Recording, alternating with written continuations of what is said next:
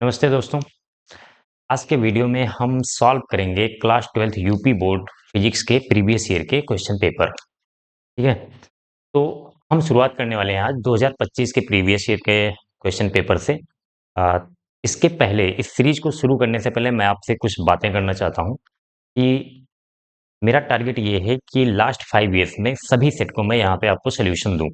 और एक साल में आपको पता होगा, एक साल में 7 सेट होते हैं, तो 7 बचे 35 सेट हो जाएंगे टोटल। तो 35 सेट के को सॉल्व कराना मेरा टारगेट है, लेकिन ये डिपेंड करता है आप कैसे रिस्पॉन्स करते हैं। अगर आपका रिस्पॉन्स रहा तो मैं पूरा टारगेट कंप्लीट करूंगा अपना। ठीक है, तो इसी सीक्वेंस में हम आगे बढ़ेंगे। और आज हम 2025 में जैसे 7 सेट हैं, तो ये सेट 1 है और इसका कोड मैंने लिख दिया है। हो सकता है आपने जो भी अनसॉल्व पेपर लिया हो उसमें सेट 1 या सेट 2 के सीक्वेंस चेंज करके दिया हो, तो आप कोड जरूर मैच कर लीजिए और उसके हिसाब से आपको सारे क्वेश्चन मिल जाएंगे। मैं क्वेश्चन भी यहाँ लिखूंगा, थोड़ा टाइम लगेगा, लेकिन क्वेश्चन लिखेंगे तो क्वेश्चन सामने रहता है तो सॉल्व करने में ज़्यादा क्लियरिटी हमें रहती है। ठीक है, आप अनसॉल्व पेपर जरूर कोई ना कोई भी किसी भी पब्लिकेशन का आप ले सकते हैं अनसॉल्व पेपर और सॉल्व करना हम शुरू करेंगे। तो ये 2025 का सेट 1 कोड है 346JS। ठीक है, और एक सजेशन है मेरा कि अगर आप शुरू कर रहे हैं तो एक बार सिलेबस कंप्लीट करके उन्हीं क्वेश्चन को करें जो चैप्टर आप अपने स्कूल में या कोचिंग में पढ़ चुके हैं। तो अगर वो चैप्टर करेंगे, उन्हीं चैप्टर के क्वेश्चन करेंगे, तो आपको वो चीज़ सोल्यूशन समझ में भी आएगा। अगर आपने कोई चैप्टर नहीं पढ़ा है, उसके सोल्यूशन देख रहे हैं, तो शायद आप कंफ्यूज होंगे और आप थोड़ा-सा उसमें आपको कन्फ्यूजन होगी, आपको प्रॉब्लम होगी कि आप सोचेंगे कि मुझसे ये क्वेश्चन नहीं हो पा रहा है। तो ये सब प्रॉब्लम्स आ सकती हैं। तो वही क्वेश्चन करें जो आप स्कूल में या कोचिंग में पढ़ चुके हैं अपने। ठीक है, तो शुरुआत करते हैं 2025 के सेट 1 से। मेरे पास क्वेश्चन पेपर है और पहला क्वेश्चन मैंने यहाँ पे लिख लिया है। पेपर के बारे में, हाँ, थोड़ा सा पेपर के बारे में बात करें तो आपको पेपर का पैटर्न पता होना चाहिए। अगर आप थोड़े से भी सीरियस स्टूडेंट हैं तो आपको सारे पेपर्स के बारे में पैटर्न क्या है कम से कम एटलीस्ट ये तो पता होना चाहिए। 70 मार्क्स का क्वेश्चन पेपर होता है। उसमें पहले जो पहला क्वेश्चन होता है वो बहुविकल्पीय होता है। उसमें 6 पार्ट होते हैं, एक एक नंबर के, तो 6 नंबर ये हो गए। दूसरा पार्ट होता है अति लघु उत्तरीय प्रश्न, वेरी शॉर्ट आंसर क्वेश्चन। उसमें भी 6 क्वेश्चन होते हैं एक एक नंबर के, तो 6 बहुविकल्पीय और 6 ये 12 क्वेश्चन हो गए। और क्वेश्चन नंबर 3 जो होता है आपका, ये मिलेगा, 4 क्वेश्चन इसमें मिलेंगे और वो सब होंगे 2-2 नंबर के। तो 8 नंबर के ये हुए क्वेश्चन नंबर 3। तो 12 वो था, 8 ये, 12 8 कितना हो गया, 30। के बाद क्वेश्चन नंबर 3 जो होगा, 3 और 4, ये 3 और 4 3-3 नंबर के क्वेश्चन होंगे। इसमें 3 में 5 पार्ट मिलेगा आपको, 4 में 5 पार्ट मिलेगा, यानी कि टोटल 10 क्वेश्चन मिलेंगे आपको 3 नंबर के। तो ओवरऑल हो गया ये 30 नंबर, 30 पहले का। तो कितना हो गया, 30 20 50। 3 नंबर के, देखो फिर से मैं रिवाइज करा रहा हूँ एक बार। अविकल्पीय प्रश्न 1 नंबर के 6, फिर अति लघु उत्तरीय 1 नंबर के 6 क्वेश्चन, तो 12 ये हो गए। 4 क्वेश्चन 2-2 नंबर के, 8 ये हो गया, 12 8 20। और 10 क्वेश्चन मिलेंगे आपको 3-3 नंबर के। तो ये कितने हो जाएंगे टोटल, 30 20 50। बाकी क्वेश्चन नंबर 6 7 8 9, ये जो 4 क्वेश्चन होंगे इसमें आपको 2 ऑप्शन मिलेंगे, दोनों में से कोई एक करना होगा। जैसे क्वेश्चन नंबर 6 है, उसमें 2 क्वेश्चन रहेगा, और करके अथवा करके, तो उनमें दोनों में से एक करना होगा। 7 में 2 होंगे, 8 में 2 होंगे, 9 में 2 होंगे, तो सब में से एक एक करना है। ओवरऑल 4 क्वेश्चन करने हैं दीर्घ उत्तरीय प्रश्न, और ये एक क्वेश्चन होगा 5 नंबर का। तो 5 हो के 20, 50 20 70 हो जाएगा। ठीक है, आपके आंसर पेपर में कोई भी पेपर उठा के देख सकते हैं लास्ट 2 3 4 साल के, तो उनमें से आपको पैटर्न का बारे में पता चल जाएगा। बाकी हम यहाँ पे सॉल्व तो कर ही रहे हैं। और एक वीडियो में एक कंप्लीट सेट कराना थोड़ा सा लेंदी हो जाएगा, बड़ी वीडियो हो जाएगी, क्योंकि सॉल्व करने में 2 से ढाई घंटे कम से कम लग जाएंगे। और उसके बाद मुझे आपको यहाँ एक्सप्लेन करना है, समझा के सॉल्व करना है, तो वो डबल टाइम, मान लीजिए 3 से 4 घंटे हो जाएंगे। तो 3 से 4 घंटे की वीडियो बनाना पॉसिबल है नहीं मेरे लिए अभी। तो मैं 2 पार्ट या 3 पार्ट में करके एक एक पेपर बांटूंगा। आपको सीक्वेंस में वीडियो मिलते जाएंगे, आप इनको करते जाइए, और ये आपके बोर्ड एग्जाम के लिए बहुत हेल्पफुल होने वाले हैं। ठीक है, आपने थोड़ी बहुत कम पढ़ाई की है, किसी वजह से आपने पढ़ाई नहीं कर पाए हैं, तो भी अगर आप यहाँ से सारी वीडियो आप देख लेते हैं, आप सॉल्व कर लेते हैं पेपर, तो काफी हेल्पफुल है। तो क्वेश्चन नंबर 1 वैकल्पिक प्रश्न, विद्युत चुम्बकीय तरंगों के संचरण में संचरण की दिशा तथा ध्रुवण तल के बीच कोण होता है। तो विद्युत चुम्बकीय तरंग क्या होती है, इसमें 4 ऑप्शन दिए हैं। 0 डिग्री पहला है, दूसरा है 45 डिग्री, तीसरा है 90 डिग्री और चौथा है 180 डिग्री। तो ऑप्शन नहीं लिख रहा हूँ मैं, सॉल्यूशन देता हूँ। तो विद्युत चुम्बकीय तरंग होती क्या है? आपको पता होगा, फर्स्ट पार्ट का, फिजिक्स फर्स्ट पार्ट का आपका लास्ट चैप्टर का नाम ही है विद्युत चुम्बकीय तरंग। तो इसमें 3 चीजें होती हैं। एक होता है वैद्युत क्षेत्र, मान लीजिए ये एक्स एक्सिस है, ये वाई एक्सिस है, और बाहर की तरफ है जेड एक्सिस। ठीक है, 3D में। तो ये हो गया वैद्युत क्षेत्र, मान लीजिए आपका। हमने वैद्युत क्षेत्र को, ध्यान दीजिएगा, एक्स एक्सिस पे, वाई एक्सिस पे दिखाया है। ठीक है, और तरंग ये इधर जा रही है, तो ये है तरंग संचरण की दिशा, डायरेक्शन ऑफ वेव प्रोपागेशन। तरंग संचरण की दिशा। ये हो गया वैद्युत क्षेत्र का। और चुंबकीय क्षेत्र इसमें होता है कुछ इस तरीके से, बाहर वाले जेड एक्सिस पे। अगर आप ये चैप्टर पढ़ चुके हैं तो आपको अच्छे से याद होगा कि चुंबकीय क्षेत्र हो, वैद्युत क्षेत्र हो और तरंग संचरण की दिशा, तीनों एक दूसरे के परपेंडिकुलर होते हैं। ई परपेंडिकुलर टू बी और परपेंडिकुलर टू तरंग संचरण की दिशा, तीनों एक दूसरे के लंबवत होते हैं। तरंग संचरण की दिशा। अब क्वेश्चन क्या है, ये थोड़ा सा हमने बता दिया कि तरंग, विद्युत चुम्बकीय तरंग होती क्या है, उसमें क्या क्या उसके एलिमेंट होते हैं। में 3 पार्ट में हम इसको स्टडी करते हैं। एक, विद्युत चुम्बकीय तरंग में 2 चीजें होती है, एक तो वैद्युत क्षेत्र होती है, एक चुंबकीय क्षेत्र होता है। वैद्युत क्षेत्र को जनरली हम वाई एक्सिस पे दिखाते हैं, कोई जरूरी नहीं वाई एक्सिस पे ही दिखाइए, लेकिन हम दोनों पे, चाहे अगर वाई एक्सिस पे चुंबकीय क्षेत्र लेंगे तो जेड पे वैद्युत क्षेत्र हो जाएगा। तरंग संचरण की दिशा का मतलब क्या है, तरंग किस दिशा में जा रही है। अगर तरंग एक्स दिशा में जा रही है और वैद्युत क्षेत्र वाई दिशा में है, तो चुंबकीय क्षेत्र किसमें होगा, जेड डायरेक्शन में। तीनों एक दूसरे के लंबवत होते हैं, ये आप पढ़ चुके हैं। अब हमें क्या पूछ रहा है क्वेश्चन में, संचरण की दिशा तथा ध्रुवण तल के बीच का कोण। ध्रुवण तल क्या होता है, संचरण की दिशा तो ये हो गई, अब ध्रुवण तल क्या हो गया। तो अगर पोलराइजेशन वाला चैप्टर, आपने ध्रुवीकरण वाला चैप्टर पढ़ा है सेकंड पार्ट में, व्यतिकरण विवर्तन के बाद ध्रुवीकरण, तो आपको पता होगा कि जो लाइट होती है वो भी एक विद्युत चुम्बकीय तरंग है, प्रकाश। तो उसमें क्या होता है, वैद्युत क्षेत्र जो है सभी दिशाओं में कंपन कर रहा होता है। ऐसे अगर मान लो इधर प्रकाश की किरण इधर जा रही है, तो ऐसे इस तल में, एक मिनट मैं इसको रखता हूँ, ऐसे जो है इस तल में, ये वाला तल, इसमें ऐसे वैद्युत चुम्बकीय तरंग जो है, मान लीजिए इधर प्रकाश आ रही है, आपके सामने प्रकाश आ रही है, और ये जो है वैद्युत क्षेत्र इस तल में पूरा कंपन कर रहा है, वाइब्रेट कर रहा है। तो ये वैद्युत चुम्बकीय तरंग के संचरण की दिशा हो गई, और ये हो गया आपका वैद्युत क्षेत्र की दिशा। जिसे हम वैद्युत क्षेत्र की दिशा को ही हम बोलते हैं, तल को ध्रुवण तल बोलते हैं। तो ये पूरा इसके लंबवत ऐसे एक तल है मान लीजिए, और ये तरंग संचरण की दिशा, तो वैद्युत क्षेत्र वाला तल ये हो जाएगा। दोनों के बीच में देखेंगे आप, दोनों 90 डिग्री पर होते हैं। यहाँ पे हमने ई और तरंग संचरण की दिशा, ई के तल को ही हम ध्रुवण तल बोलेंगे। जिस तल में वैद्युत क्षेत्र है उसी तल को हम क्या बोलेंगे, ध्रुवण तल बोला जाता है। इस बात को आप याद कर लीजिए। हो सकता है आपको किसी ने या फिर कहीं पे आपको नेट पे सर्च किया हो तो 0 डिग्री भी ऑप्शन मिला हो, वो गलत है, मैं बता दे रहा हूँ। अगर ये पूछा जाता क्वेश्चन कि कंपन तल, अगर आपसे ये पूछा जाए कंपन तल और इसमें कंपन तल और ध्रुवण तल, इनमें इनके बीच का कोण पूछा जाए, कंपन तल और ध्रुवण तल यानी कि वाइब्रेशन, तो इलेक्ट्रिक फील्ड का यानी कि वैद्युत क्षेत्र का जिस तल में वाइब्रेशन हो रहा है उसी तल को हम ध्रुवण तल भी कहते हैं। तो दोनों एक ही तल हुए, तो दोनों के बीच में कितना एंगल हो जाएगा, 0 डिग्री। लेकिन इसके बीच में ध्रुवण तल और किसके बीच में, ध्रुवण तल और तरंग संचरण की दिशा, डायरेक्शन ऑफ वेव प्रोपागेशन में, इसमें 90 डिग्री का एंगल होगा। इस बात को आप ध्यान दीजिएगा। दोनों आपको याद रखना है, कंपन तल और ध्रुवण तल पूछेगा तो 0 डिग्री का होगा इनके बीच में, और इनके बीच में कितना होगा, 90 डिग्री का एंगल होगा। ठीक है, तो कंफ्यूज नहीं होना है, समझ में आ गया। सिंपल सा, जिस तल में वैद्युत क्षेत्र होता है उसी तल को हम कंपन तल कहते हैं, इससे ज्यादा कुछ इसमें सोचना नहीं है। और उसी तल को हम ध्रुवण तल और कंपन तल दोनों कहते हैं, जिसमें वैद्युत क्षेत्र वाइब्रेट कर रहा है, कंपन कर रहा है, उसी को ध्रुवण तल या कंपन तल। तो तरंग संचरण की दिशा वैद्युत क्षेत्र के लंबवत होती है, तो उस तल के भी लंबवत होगी, तो 90 डिग्री का कोण हो गया। इससे ज्यादा दिमाग नहीं लगाना है। चलिए नेक्स्ट क्वेश्चन पे हम चलते हैं। तो क्वेश्चन नंबर 1 का खा वाला पार्ट आपके सामने है। क्वेश्चन है कि जब M1 तथा M2 द्रव्यमान के दो नाभिक परस्पर संलेपित होकर M द्रव्यमान का नाभिक बनाते हैं, तो ऊर्जा का उत्सर्जन होता है इस प्रक्रिया में।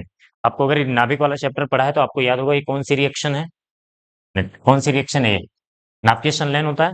जब दो नाभिक, जो हल्के नाभिक मिलकर एक भारी नाभिक बनाते हैं, मान लीजिए M1 एक था द्रव्यमान का और M2 का था, ये दोनों मिलके एक संलयित हो रहा है, तो नाभिकीय संलयन ही हो रहा है। M1 और M द्रव्यमान का एक नाभिक बना रहे हैं। अब कायदे से क्या होना चाहिए कि M जो द्रव्यमान होता है वो होना चाहिए M1 प्लस M2 के, ऐसा होना चाहिए अगर हम ऐसा सोचें तो। लेकिन ऐसा होता नहीं है। क्यों नहीं होता? क्योंकि इसमें से ऊर्जा उत्सर्जित होती है, प्लस ऊर्जा भी बनता है। M1 प्लस M2 दो नाभिक बनते हैं, मिलते हैं तो M द्रव्यमान का एक नाभिक बनता है और प्लस ऊर्जा, बहुत सारी ऊर्जा उत्सर्जित होती है। नाभिकीय संलयन आपको अगर आपने पढ़ा है तो हाइड्रोजन बम इसी कॉन्सेप्ट पे काम करता है। नाभिकीय संलयन पर ही हाइड्रोजन बम बना हुआ है। चाहे नाभिकीय संलयन हो, नाभिकीय विखंडन हो, दोनों में अगर एक भारी नाभिक टूटता है तो दो नाभिक बनते हैं, दोनों में ऊर्जा उत्सर्जित होती है, बहुत सारी ऊर्जा उत्सर्जित होती है। तो इस ऑप्शन में दिया है आपको, दिया होगा M1 प्लस M2। ऑप्शन आप चेक कर लीजिएगा। ये पूछा है कि, एक बार मैं लिख ही दे रहा हूँ इसका option, M1 plus M2 less than M, और बी है M1 plus M2, M1 plus M2 greater than M, और M1 plus M2, M1 plus M2 equals to M, और M1 M2, M1 M2 is greater than M square. ठीक है, first, second, third, fourth, इस तरह के चार option आपको दिख रहे होंगे। तो सीधा सा इसमें आपको याद रखना है। देखो, जब दो नाभिक मिलकर एक नया नाभिक बनाते हैं, एक बड़ा नाभिक बनाते हैं, तो उनका द्रव्यमान जो होता है, उनका ये इस M का द्रव्यमान जो होगा वो क्या होगा, कम होगा इन दोनों से। तो हम ऐसे लिख सकते हैं M1 प्लस M2 ये ग्रेटर देन M होगा, यानी कि M का द्रव्यमान इनसे कम होगा। क्यों कम होगा? क्योंकि इसमें से ऊर्जा निकल रही है, जो ये ऊर्जा आती कहां से? द्रव्यमान क्षति पड़ा होगा आइंस्टीन के इक्वेशन से, E बराबर डेल्टा एम सी स्क्वायर। तो ये जो डेल्टा एम क्या है, M minus, sorry M1 plus M2 minus M, जो पहले जितना द्रव्यमान था उसमें से बाद वाले द्रव्यमान को हम घटा देंगे, हमें मिल जाएगा डेल्टा एम, मतलब कितना द्रव्यमान क्षति हुआ है, और उससे सी स्क्वायर से मल्टीप्लाई कर देंगे तो कितनी ऊर्जा यहाँ पे उत्सर्जित हुई है, ऊर्जा भी कैलकुलेट कर सकते हैं। ऐसे न्यूमेरिकल आते हैं आपके एग्जाम में, आगे मिलेंगे तो हम करेंगे उनको। ठीक है, तो ओवरऑल आप याद रखिए कि जो नया द्रव्यमान बनता है, जो नया नाभिक बनता है, उसका द्रव्यमान पहले दोनों के योग से कम होता है, क्योंकि जो ऊर्जा निकल रही है इसी द्रव्यमान का एक पार्ट है, द्रव्यमान को ऊर्जा में बदला गया, मतलब बदला है आइंस्टीन के समीकरण से, आपने पढ़ा होगा E बराबर एम सी स्क्वायर। ठीक है, तो कौन सा ऑप्शन सही हो जाएगा? M1 plus M2 greater than M, दूसरा वाला ऑप्शन सही हो जाएगा। यही तो है दूसरा। ठीक है, गलती मत करना अगर ये आपको, जिसको नहीं पता रहा, ज्यादातर लोगों को ये लगता है M1 plus M2 equal to M, जो नहीं पढ़े होते हैं उनकी बात कर रहा हूँ मैं। ठीक है, तो चलिए नेक्स्ट क्वेश्चन देखते हैं। क्वेश्चन नंबर फर्स्ट का गा, एक प्रत्यावर्ती धारा परिपथ में 8 ओम का प्रतिरोध तथा 6 ओम का प्रतिरोध, प्रेरकत्व प्रतिघात श्रेणी क्रम में लगे हैं, परिपथ की प्रतिबाधा होगी। ठीक है, तो प्रतिरोध को R से लिखते हैं, कितना दिया है 8 ओम। सिंपल सा, मैं बहुत ज्यादा डिटेल में नहीं जाऊंगा टॉपिक का, नहीं तो बहुत ज्यादा टाइम लग जाएगा। ठीक है, जैसे जिस क्वेश्चन में जितना पूछा रहेगा मैं उतना प्रिसाइज आंसर देने की कोशिश करूंगा। प्रतिरोध कितना दिया है 8 ओम, और प्रेरकत्व प्रतिघात को किससे लिखते हैं, एक्सेल से, कितना दिया है 6 ओम। ठीक है, अब जो है प्रतिबाधा इंपीडेंस को हम जेड से रिप्रेजेंट करते हैं, इसका फार्मूला आपने पढ़ा होगा R square plus XL square. तो इसमें फार्मूले में रखिए सब, कुछ करना नहीं है, इसमें 8 का स्क्वायर प्लस एक्सएल यानी कि 6 का स्क्वायर, तो कितना हो जाएगा ये, 8 का स्क्वायर 64, 6 का स्क्वायर 36, 64 36 100, 100 का स्क्वायर रूट 10 ओम, बस आ गया। ठीक है, चलिए नेक्स्ट क्वेश्चन देखते हैं। नेक्स्ट क्वेश्चन हमारे पास क्वेश्चन नंबर 1 का घा वाला पार्ट। तो चलिए नेक्स्ट क्वेश्चन लेते हैं, क्वेश्चन नंबर फर्स्ट का घा वाला पार्ट। छोटे छोटे क्वेश्चन है तो मैं इनको लिख नहीं रहा हूं, आपके पास अनुसार पेपर जरूर रखिए। तो दिया है निर्वात की विद्युतशीलता का मात्रक। निर्वात की विद्युतशीलता क्या होती है, एप्सिलॉन नॉट। इसकी वैल्यू भी मैं बोल दे रहा हूँ, 8.85 इंटू 10 टू द पावर -12। क्या होता है मात्रक, क्या होता है कूलाम स्क्वायर पर newton metre square, coulomb square पर न्यूटन मीटर स्क्वायर। और यही अगर आपको पूरा के की वैल्यू पूछता है, के की वैल्यू याद है 9 × 10⁻⁹। अरे के की वैल्यू क्या होती है 1/4πε0 को क्या बोला था हमने, इसकी पूरी की यूनिट या के की यूनिट 9 × 10⁹। इसी का उल्टा याद रखना, दोनों में कंफ्यूज मत होना, न्यूटन मीटर स्क्वायर पर कूलाम स्क्वायर।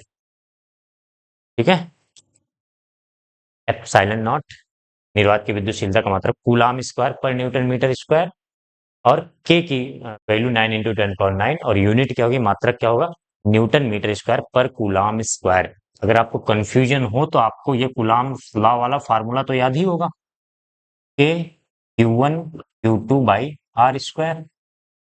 ठीक है, मैं याद करने का एक तरीका बता रहा हूँ बस, आपको अगर याद है तो अच्छी बात है, जिनको कंफ्यूज होते हैं कि न्यूटन के में देखो तो है तो सेम ही, बस इनमें न्यूटन मीटर स्क्वायर ऊपर है और इसमें कूलाम स्क्वायर ऊपर है, तो कंफ्यूजन हो जाता है इसमें बच्चों को, मैंने देखा है। तो इसमें क्या करेंगे हम, के की यूनिट अगर हमें लिखनी है तो के का एक याद करो, दूसरे का उसका अपोजिट कर देना। तो इधर फोर्स है, फोर्स का न्यूटन, तो न्यूटन ऊपर कर देना है, न्यूटन आर स्क्वायर इधर आएगा, तो इसका मीटर स्क्वायर और कूलाम स्क्वायर नीचे आ जाएगा।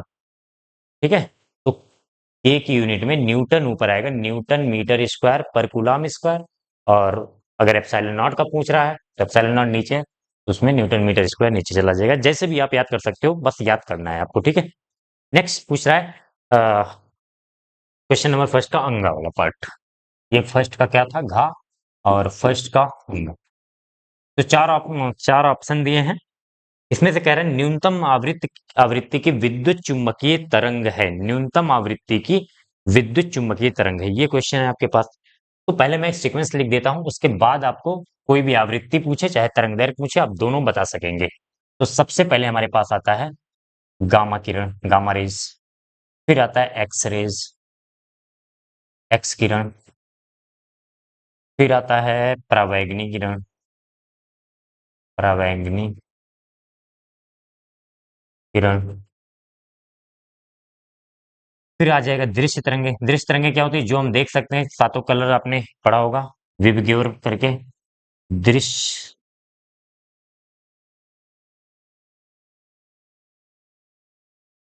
परावैंगनी तरंगे और दृश्य तरंगे, तरंगे। अच्छा, इसमें जो है गामा एक्स परावैंगनी दृश्य, दृश्य में क्या होता है याद है, विबग्योर, वी से शुरू होता है, वायलेट से, और रेड पे खत्म होता है, अंदर सातों कलर होते हैं। तो देखो वायलेट के ऊपर, इसको याद करने का मैं ट्रिक भी बताऊंगा, कुछ आपको बहुत आसान है याद करना, सोचेंगे आप कि कैसे। इसके नीचे आ जाएगा अवरक्त किरणें, अवरक्त किरणें, और फिर आ जाएंगे आपको सूक्ष्म तरंग, सूक्ष्म तरंग, माइक्रोवेव जिसे कहते हैं, और फिर आ जाएगा रेडियो तरंग, रेडियो वेव, रेडियो तरंग। ये होगा आपका ऑप्शन। इसमें क्या क्या ऑप्शन दिया है, अच्छा से पहले सीक्वेंस बता देते हैं हम। तो अगर आपको तरंगदैर्घ्य का सीक्वेंस पूछे, तरंगदैर्घ्य का सीक्वेंस पूछे, तो तरंगदैर्घ्य जो है नीचे जाने पे तरंगदैर्घ्य क्या होता है, इंक्रीज होता है। तरंगदैर्घ्य किससे किससे लिखते हैं, लैम्डा से। तरंगदैर्घ्य जैसे हम ऊपर से नीचे जाए, यही सीक्वेंस आपको याद करना है, अभी मैं बता दे रहा हूँ याद कैसे करना है। और अगर आवृत्ति पूछे तो आवृत्ति ऊपर जाने पर बढ़ती है, जिधर मैंने एरो लगाया है उधर इंक्रीज हो रहा है, बढ़ रहा है, और नीचे की तरफ उसके अपोजिट जाएंगे तो घटेगा। इधर क्या है, आवृत्ति, फ्रीक्वेंसी, फ्रीक्वेंसी एफ से लिखो या फिर यू से लिखते हैं। तो देखिए इसमें से जो चार ऑप्शन दिए हैं हमें, कौन कौन से ऑप्शन है, परावैंगनी किरणें हैं, एक्स किरणें हैं, गामा किरणें हैं, सूक्ष्म तरंगे हैं। तो इन चारों में से सबसे नीचे कौन है, सूक्ष्म तरंगे। देखो ऊपर जाने पे आवृत्ति बढ़ेगी तो नीचे आने पर घटेगी, तो सबसे आवृत्ति के केस में देखें तो सबसे ज्यादा आवृत्ति जो है गामा रेज की है फ्रीक्वेंसी, और सबसे कम आवृत्ति है रेडियो तरंग की। लेकिन ऑप्शन में रेडियो नहीं है, सूक्ष्म है, तो ये वाला ऑप्शन सही हो जाएगा। ठीक है, ऑप्शन डी है सूक्ष्म तरंगे, तो सूक्ष्म तरंगे ऑप्शन सही हो जाएगा। अब जरूरी नहीं है हमेशा आवृत्ति पूछे, हो सकता है तरंग दैर्घ्य का सीक्वेंस, आपको कोई एक याद करना है, दूसरा उसका अपोजिट होता है, आपने पढ़ा होगा, दोनों दूसरे के इनवर्सली प्रोपोर्शनल होते हैं, क्या होता है। तो आवृत्ति ऊपर जाने पे बढ़ेगी और तरंग दैर्घ्य नीचे जाने पे बढ़ेगा। ठीक है, तो सबसे ज्यादा तरंग दैर्घ्य होगा रेडियो तरंग का। अगर रेडियो तरंग का तरंग दैर्घ्य सबसे ज्यादा है तो आवृत्ति सबसे कम होगी। अब हमें क्या करना है, इसको याद कैसे करें, याद कैसे करें? तो अगर आपको याद करना है, देखो गामा और एक्सरे याद कर लीजिए आप, गामा और एक्सरे, क्योंकि दृश्य तरंगों से आप परिचित होंगे, प्रिज्म वगैरह पढ़ा होगा, तो जो उसमें 7 कलर्स होते हैं वो दृश्य तरंगों के ही होते हैं। तो 7 कलर कौन से होते हैं? विबग्योर, विबग्योर, ठीक है। तो ऊपर वी से वायलेट होता है, वायलेट, बैगनी, बैगनी, तो बैगनी के ऊपर क्या रहेगा? पराबैंगनी, और रेड, लाल के नीचे औरत, रक्त मतलब लालित होता है, और रक्त किरणें। तो ये तीन तो ऐसे याद हो गए, आपको दो ऊपर याद करना है, दो नीचे याद करना है। सबसे ऊपर कौन सी? गामा किरण, फिर उसके बाद एक्स किरण, उसके बाद बीच में लिखना है दृश्य तरंग आपको, दृश्य के ऊपर पराबैंगनी, और दृश्य के नीचे औरत। और दृश्य, ये पराबैंगनी और औरत कैसे याद रखेंगे? आपको दृश्य में विबग्योर 7 कलर होते हैं ये पता है, और वायलेट के ऊपर अल्ट्रा वायलेट, पराबैंगनी, बैगनी के ऊपर पराबैंगनी, और रेड के नीचे, लाल के नीचे औरत, रेड के नीचे इंफ्रारेड इसे बोलते हैं। और इसके बाद सूक्ष्म तरंगे, रेडियो तरंगे, ये दोनों। तो ये दोनों आपको ऊपर याद रखना है, ये दोनों नीचे, ये तीनों आपको इजी है। मैंने ट्रिक बता दिया, अगर समझ में आया ठीक है, नहीं तो आपको याद तो रखना ही है इस चीज को। अगर ये सीक्वेंस याद रखेंगे तो चाहे आवृत्ति के बारे में, चाहे तरंगदैर्घ्य के बारे में कोई भी क्वेश्चन पूछेगा तो आपसे गलत नहीं होने वाला है। ठीक है, फिर नेक्स्ट क्वेश्चन, लास्ट क्वेश्चन है, तो रफ कर दूं मैं, नोट कर लीजिए आप। बहुविकल्पीय का लास्ट क्वेश्चन जो है हमारे पास, पार्ट चार, क्वेश्चन नंबर 1 चार, क्या कह रहा है? अनुचुंबकीय पदार्थ की चुंबकीय प्रवृत्ति जीटा परमताप टी के साथ किस प्रकार बदलती है? हालांकि इस बार जो सिलेबस 2023 में सिलेबस चेंज हुआ था, ये चैप्टर सिलेबस से हटा दिया गया था। ये जो है चैप्टर, क्या चैप्टर तो है ही, लेकिन जो सिलेबस था उसमें ये एक होता है क्यूरी लॉ। क्यूरी ने बताया था कि जो चुंबकीय प्रवृत्ति होती है जीटा, वो टेम्परेचर के साथ इन्वर्सली प्रोपोर्शनल में होती है, व्युत क्रमानुपाती होती है। ठीक है, अब तो पूरा सिलेबस, सिलेबस में ये शायद ये टॉपिक है नहीं, कैसे बनाएंगे इसको? ये जीटा, चुंबकीय प्रवृत्ति, मैग्नेटिक सस्पेक्टिबिलिटी, सस्पेक्टिबिलिटी, चुंबकीय प्रवृत्ति, या फिर इसको क्या बोलते हैं? Magnetic susceptibility.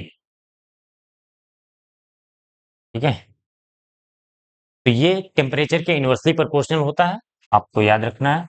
और अगर इसको हम ऊपर ले जाएं टी की पावर -1, तो कौन सा ऑप्शन सही है? Option B, X directly proportional to T to the power -1, ये वाला ऑप्शन सही होगा। क्यूरी लॉ होता है, में क्या होता है, चुंबकीय प्रवृत्ति किसी मटेरियल में, किसी पदार्थ में क्या होता है कि टेम्परेचर बढ़ाने के साथ कैसे वो बिहेव करेगा। तो टेम्परेचर बढ़ाएंगे तो चुंबकीय प्रवृत्ति घटेगी। अगर किसी हम अनुचुंबकीय पदार्थ को, अनुचुंबकीय पदार्थ, आगे एक क्वेश्चन है उसको हम डिस्कस करेंगे। तो अनुचुंबकीय पदार्थ को अगर हम जो है टेम्परेचर बढ़ाएंगे तो उसकी चुंबकीय प्रवृत्ति घट जाएगी, और टेम्परेचर कम करेंगे यानी कि ठंडा करेंगे तो उसमें चुंबकीय गुण, प्रवृत्ति का मतलब ऐसे समझो कि चुंबकीय गुण, अगर टेम्परेचर बढ़ाएंगे तो चुंबकीय गुण उसमें से कम होने लगेगा, यही ये रिलेशन बता रहा है। ठीक है, अब जो है क्वेश्चन नंबर हम 2 पे आते हैं। क्वेश्चन नंबर 2 का खंड का, तो का वाला पार्ट जो है ये, पूर्ण आंतरिक परावर्तन से क्या तात्पर्य है, किरण आरेख बनाकर समझाइए। तो पूर्ण आंतरिक परावर्तन क्या होता है? पूर्ण आंतरिक परावर्तन समझने से पहले हमें जो है, एक एक नंबर के क्वेश्चन है तो बहुत ज्यादा बड़ा नहीं लिखना है, बस मैं थोड़ा सा समझा दे रहा हूँ। एक क्रांतिक कोण आपने पढ़ा होगा, क्रांतिक कोण क्या होता है? कि सघन माध्यम में बनता है, मान लीजिए ये सघन माध्यम है, यहाँ पे पानी वानी है, ऐसा कुछ, ऐसा किरण आरेख पहले मैं बना दे रहा हूँ, फिर लिखने के लिए बता दूंगा क्या लिखना है, बोल दूंगा आप लिख लीजिएगा इसको। तो मान लीजिए ये सघन माध्यम है, यहाँ पे पानी है, यहाँ पे ये एयर वगैरह है, वायु है, तो ये हो जाएगा विरल माध्यम। सघन और विरल माध्यम आप समझते हैं, जिस माध्यम में प्रकाश की चाल कम होती है उसे सघन माध्यम कहते हैं, जिस माध्यम में प्रकाश की चाल अधिक होती है उसे विरल माध्यम। ये हमेशा तुलना करके हम बताते हैं कि कौन सा माध्यम सघन है या विरल, दो माध्यम होंगे उनमें तुलना कर सकते हैं, किसी एक माध्यम को नहीं बोल सकते हैं। अपवर्तनांक से भी समझते हैं इनको। चलिए ठीक है, तो अगर मान लीजिए किसी सघन माध्यम में प्रकाश की किरण ऐसे आई, ठीक है, तो सघन से विरल में जाएगी तो इसका अपवर्तन होगा, रिफ्रैक्शन। तो यहाँ पे हम लंब बनाएंगे और ये कोण हो जाएगा हमारा आपतन कोण आई, ठीक है। तो ये देखा गया, जब सघन से विरल में जाते हैं, तो आपने पढ़ा होगा इस बात को कि सघन से विरल में जानते हैं तो प्रकाश की किरण अभिलंब से दूर की तरफ मुड़ती है, अभिलंब से दूर की तरफ। तो ये थोड़ा सा इधर जाती, इधर जाएगी। ऐसे ऐसे हम आपतन कोण बढ़ाते जाएं, ऐसे आपतन कोण बढ़ाते जाएं, तो ये जो है और दूर जाती जाएगी और दूर जाती जाएगी। तो एक ऐसा कोण आएगा, एक ऐसा कोण आएगा जिस पर जो ये अपवर्तित किरण है वो बिल्कुल 90 डिग्री पर चली जाएगी। इसको ग्रेज करती हुई, ग्रेजिंग रे बोलते हैं। अभिलंब से 90 डिग्री पर चली जाएगी। इस समय जो आपतन कोण है उसी को हम बोलते हैं क्रांतिक कोण, ठीक है। ऐसे जा रही थी, हम बढ़ाते गए कोण को, आपतन कोण को। एक ऐसा कोण आया जिसके लिए अपवर्तन कोण जो आर होता है वो 90 डिग्री हो जाए, तो उस आपतन कोण को हम क्या बोलते हैं? क्रांतिक कोण बोलते हैं। क्रांतिक कोण इस क्वेश्चन में नहीं पूछा, लेकिन कोणांतरिक परावर्तन के लिए जरूरी होता है समझना, तो समझा दे रहा हूँ, लिखना नहीं आपको, क्योंकि एक ही नंबर का क्वेश्चन है। 3 नंबर या 5 नंबर में होता तो कंप्लीट हम लिखते इसको। अब क्या करें? अब अगर क्रांतिक कोण से भी ज्यादा हम बढ़ा देंगे तो ये पूरी किरण फिर से इसी माध्यम में वापस लौट आती है। तो ऐसे आ जाता है वापस। तो आई बराबर आर हो जाएगा। जब परावर्तन हो रहा है तो परावर्तन का नियम भी लगेगा। तो यहाँ पे आई क्या है? आपतन किरण। ये ज्यादा होना चाहिए किससे? क्रांतिक कोण से। ये आप सॉरी आपतन कोण है, आपतन कोण है, और ये ज्यादा होना चाहिए किससे? क्रांतिक कोण से, क्रांतिक कोण से। ठीक है, तो ये आपको रे डायग्राम बनाना है। हमेशा अपूर्ण आंतरिक परावर्तन सघन माध्यम में ही होगा, इस बात को ध्यान रखना, क्योंकि सघन से विरल में जाएगा तभी अविलंब से दूर जाएगा, तभी उसके उसी माध्यम में आने के चांस हैं। और अगर ये विरल से सघन में आएगा तो अविलंब की तरफ आ जाएगा, तो फिर कोई चांस नहीं है पूर्ण आंतरिक परावर्तन का। ठीक है, तो इसकी डेफिनेशन, अगर इसके बारे में कुछ लिखना है, एक तो हमने किरण आरेख बना दिए और थोड़ा सा इसके बारे में समझाना भी है। समझाना ये है, बस हमें लिखना है, मैं बोल रहा हूँ, आप एक बार ध्यान से लिख दीजिए कि ये लिखिए। पेन और कॉपी जरूर रखे रहिए, इसको लिखिए। इस सघन माध्यम में जब आपतन कोण क्रांतिक कोण से अधिक हो, सघन माध्यम में जब आपतन कोण क्रांतिक कोण से अधिक हो, तो उस स्थिति में आपतित किरण पुनः उसी माध्यम में वापस लौट जाती है या परावर्तित हो जाती है। इस घटना को हम पूर्ण आंतरिक परावर्तन कहते हैं। ठीक है, इस घटना को हम पूर्ण आंतरिक परावर्तन कहते हैं। अब पास करके लिख लीजिए, बस 2 लाइन डेफिनेशन लिखनी है और ये किरण आरेख बना देना है तो एक ही नंबर का क्वेश्चन। चलिए नेक्स्ट क्वेश्चन देखते हैं। तो क्वेश्चन नंबर 2 का खा क्या है? समस्थानिक एवं संभारिक नाभिकों में अंतर समझाइए। तो समस्थानिक नाभिक क्या होते हैं? समस्थानिक, मैं बोल दे रहा हूं, आप लिखना चाहो तो लिख लो। ऐसे परमाणु, समस्थानिक में लिखेंगे ऐसे परमाणु जिनके परमाणु क्रमांक बराबर हो तथा परमाणु भार अलग अलग हो। परमाणु क्रमांक बराबर हो तथा परमाणु भार अलग अलग हो, उन्हें हम क्या कहेंगे? समस्थानिक। तो जैसे आपने हाइड्रोजन का परमाणु क्रम 1H1, हाइड्रोजन 1H2, ड्यूटेरियम बोलते हैं, ट्राइटियम बोलते हैं 1H3। इनके सब में क्या है? ये यहाँ पे परमाणु क्रमांक लिखा होता है या फिर प्रोटॉनों की संख्या लिखी होती है। तो परमाणु क्रमांक बराबर है, परमाणु भार अलग अलग है, तो ये सब क्या है? एक दूसरे के समस्थानिक है। ठीक है, और डिटेल में अगर पूछा जाए तो कभी कभी ऐसे क्वेश्चन आ जाते हैं। समस्थानिक में अगर परमाणु क्रमांक क्या होता है? प्रोटॉनों की संख्या को ही हम परमाणु क्रमांक कहते हैं। प्रोटॉनों की संख्या को ही हम परमाणु क्रमांक कहते हैं। तो अगर परमाणु क्रमांक बराबर है तो प्रोटॉन बराबर है। प्रोटॉन प्लस न्यूट्रॉन ये परमाणु भार बनता है। प्रोटॉन प्लस न्यूट्रॉनों को हम क्या बोलते हैं? परमाणु भार। तो इसमें देखिए एक प्रोटॉन है, न्यूट्रॉन कोई नहीं है, तो एक ही परमाणु भार हो गया। एक प्रोटॉन एक न्यूट्रॉन, क्योंकि परमाणु भार 2 है तो परमाणु क्रमांक 1 है, तो एक न्यूट्रॉन होगा।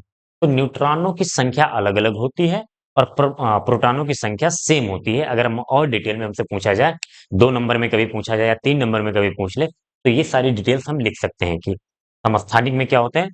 प्रोटॉनों की संख्या सेम होती है और न्यूट्रॉनों की संख्या अलग अलग होती है। ये एग्जाम्पल है आपके। ठीक है, संभारिक में क्या हो जाएंगे? नाम से पता चल रहा होगा, संभारिक से आइसोटोप बोलते हैं, आइसोटोप्स। और इसे आइसोबार, आइसोबार्स। चलो, संभारिक, संभारिक में क्या होंगे, नाम से पता चल रहा है कि नहीं, परमाणु क्रमांक इसमें अलग होंगे और परमाणु भार सेम होंगे, परमाणु क्रमांक अलग होंगे, परमाणु भार सेम होंगे। तो जैसे आपने कार्बन का देखा है, क्या एग्जाम्पल बनेगा इसमें, एक कार्बन का आइसोटोप होता है 6C14 और 7 नाइट्रोजन का, तो यही होता है नाइट्रोजन 7N14, ये कार्बन का आइसोटोप है, जैसे कार्बन होता है। इसमें एक एग्जाम्पल और चाहो तो देख लो, 6C12 और 6C14 इसका आइसोटोप, ठीक है। तो इसमें परमाणु बराबर है, परमाणु भार, परमाणु क्रमांक बराबर है, परमाणु क्रमांक अलग है। एग्जाम्पल आप दे सकते हो। तो ये जो दो एलिमेंट दिए हमने एग्जाम्पल में, इनके में इनमें देखिए परमाणु क्रमांक अलग अलग है लेकिन परमाणु भार सेम है। इसमें पूछा जाए न्यूट्रॉन कितना है, तो 14 में से 6 घटाएंगे 8 न्यूट्रॉन आ जाएगा इसमें, और 14 में से 7 घटाएंगे 7 न्यूट्रॉन। इसमें क्या होता था, परमाणु क्रमांक सेम होते थे, यानी कि प्रोटॉन सेम होते थे और न्यूट्रॉन अलग अलग होते थे। इसमें प्रोटॉन भी अलग है, न्यूट्रॉन भी अलग है, दोनों अलग है, ठीक है। तो नेक्स्ट क्वेश्चन लेते हैं।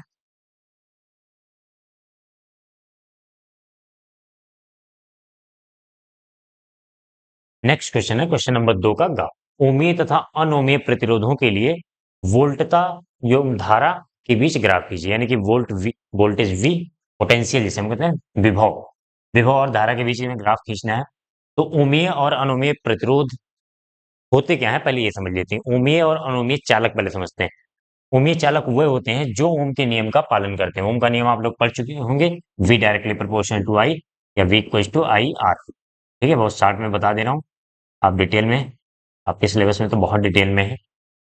अगर किसी लॉन्ग क्वेश्चन में आएगा, जो कि आएगा ही, तो हम उसको करेंगे, डिटेल में समझाऊंगा। अभी के लिए V equal to I R या फिर V upon I equal to R, प्रतिरोध, ठीक है। तो ओम ने क्या बताया था कि अगर भौतिक अवस्था, तापमान, दाब और आर्द्रता, नमी, ये सब सेम हो, तो किसी चालक पे लगाए गए विभवांतर उसमें उत्पन्न धारा के समानुपाती होता है, बी डायरेक्टली प्रोपोर्शनल आई होता है, ठीक है। और ये ग्राफ बना है V वर्सेज I का, अगर ओमीय चालक है तो उसके लिए, ओमीय चालक है तो उसके लिए इस तरीके से। और ये थीटा जो होता है, स्लोप इसका निकालते हैं, प्रवणता जिसे हम कहते हैं tan थीटा इक्वल टू होता है, tan theta equal to V by I, और यही होता है रेजिस्टेंस, कांस्टेंट होता है, ये नियत होता है, नियत। और आपको पता है अगर स्ट्रेट लाइन सीधी रेखा है उसका हम स्लोप निकालते हैं, वो कांस्टेंट आता है, ठीक है।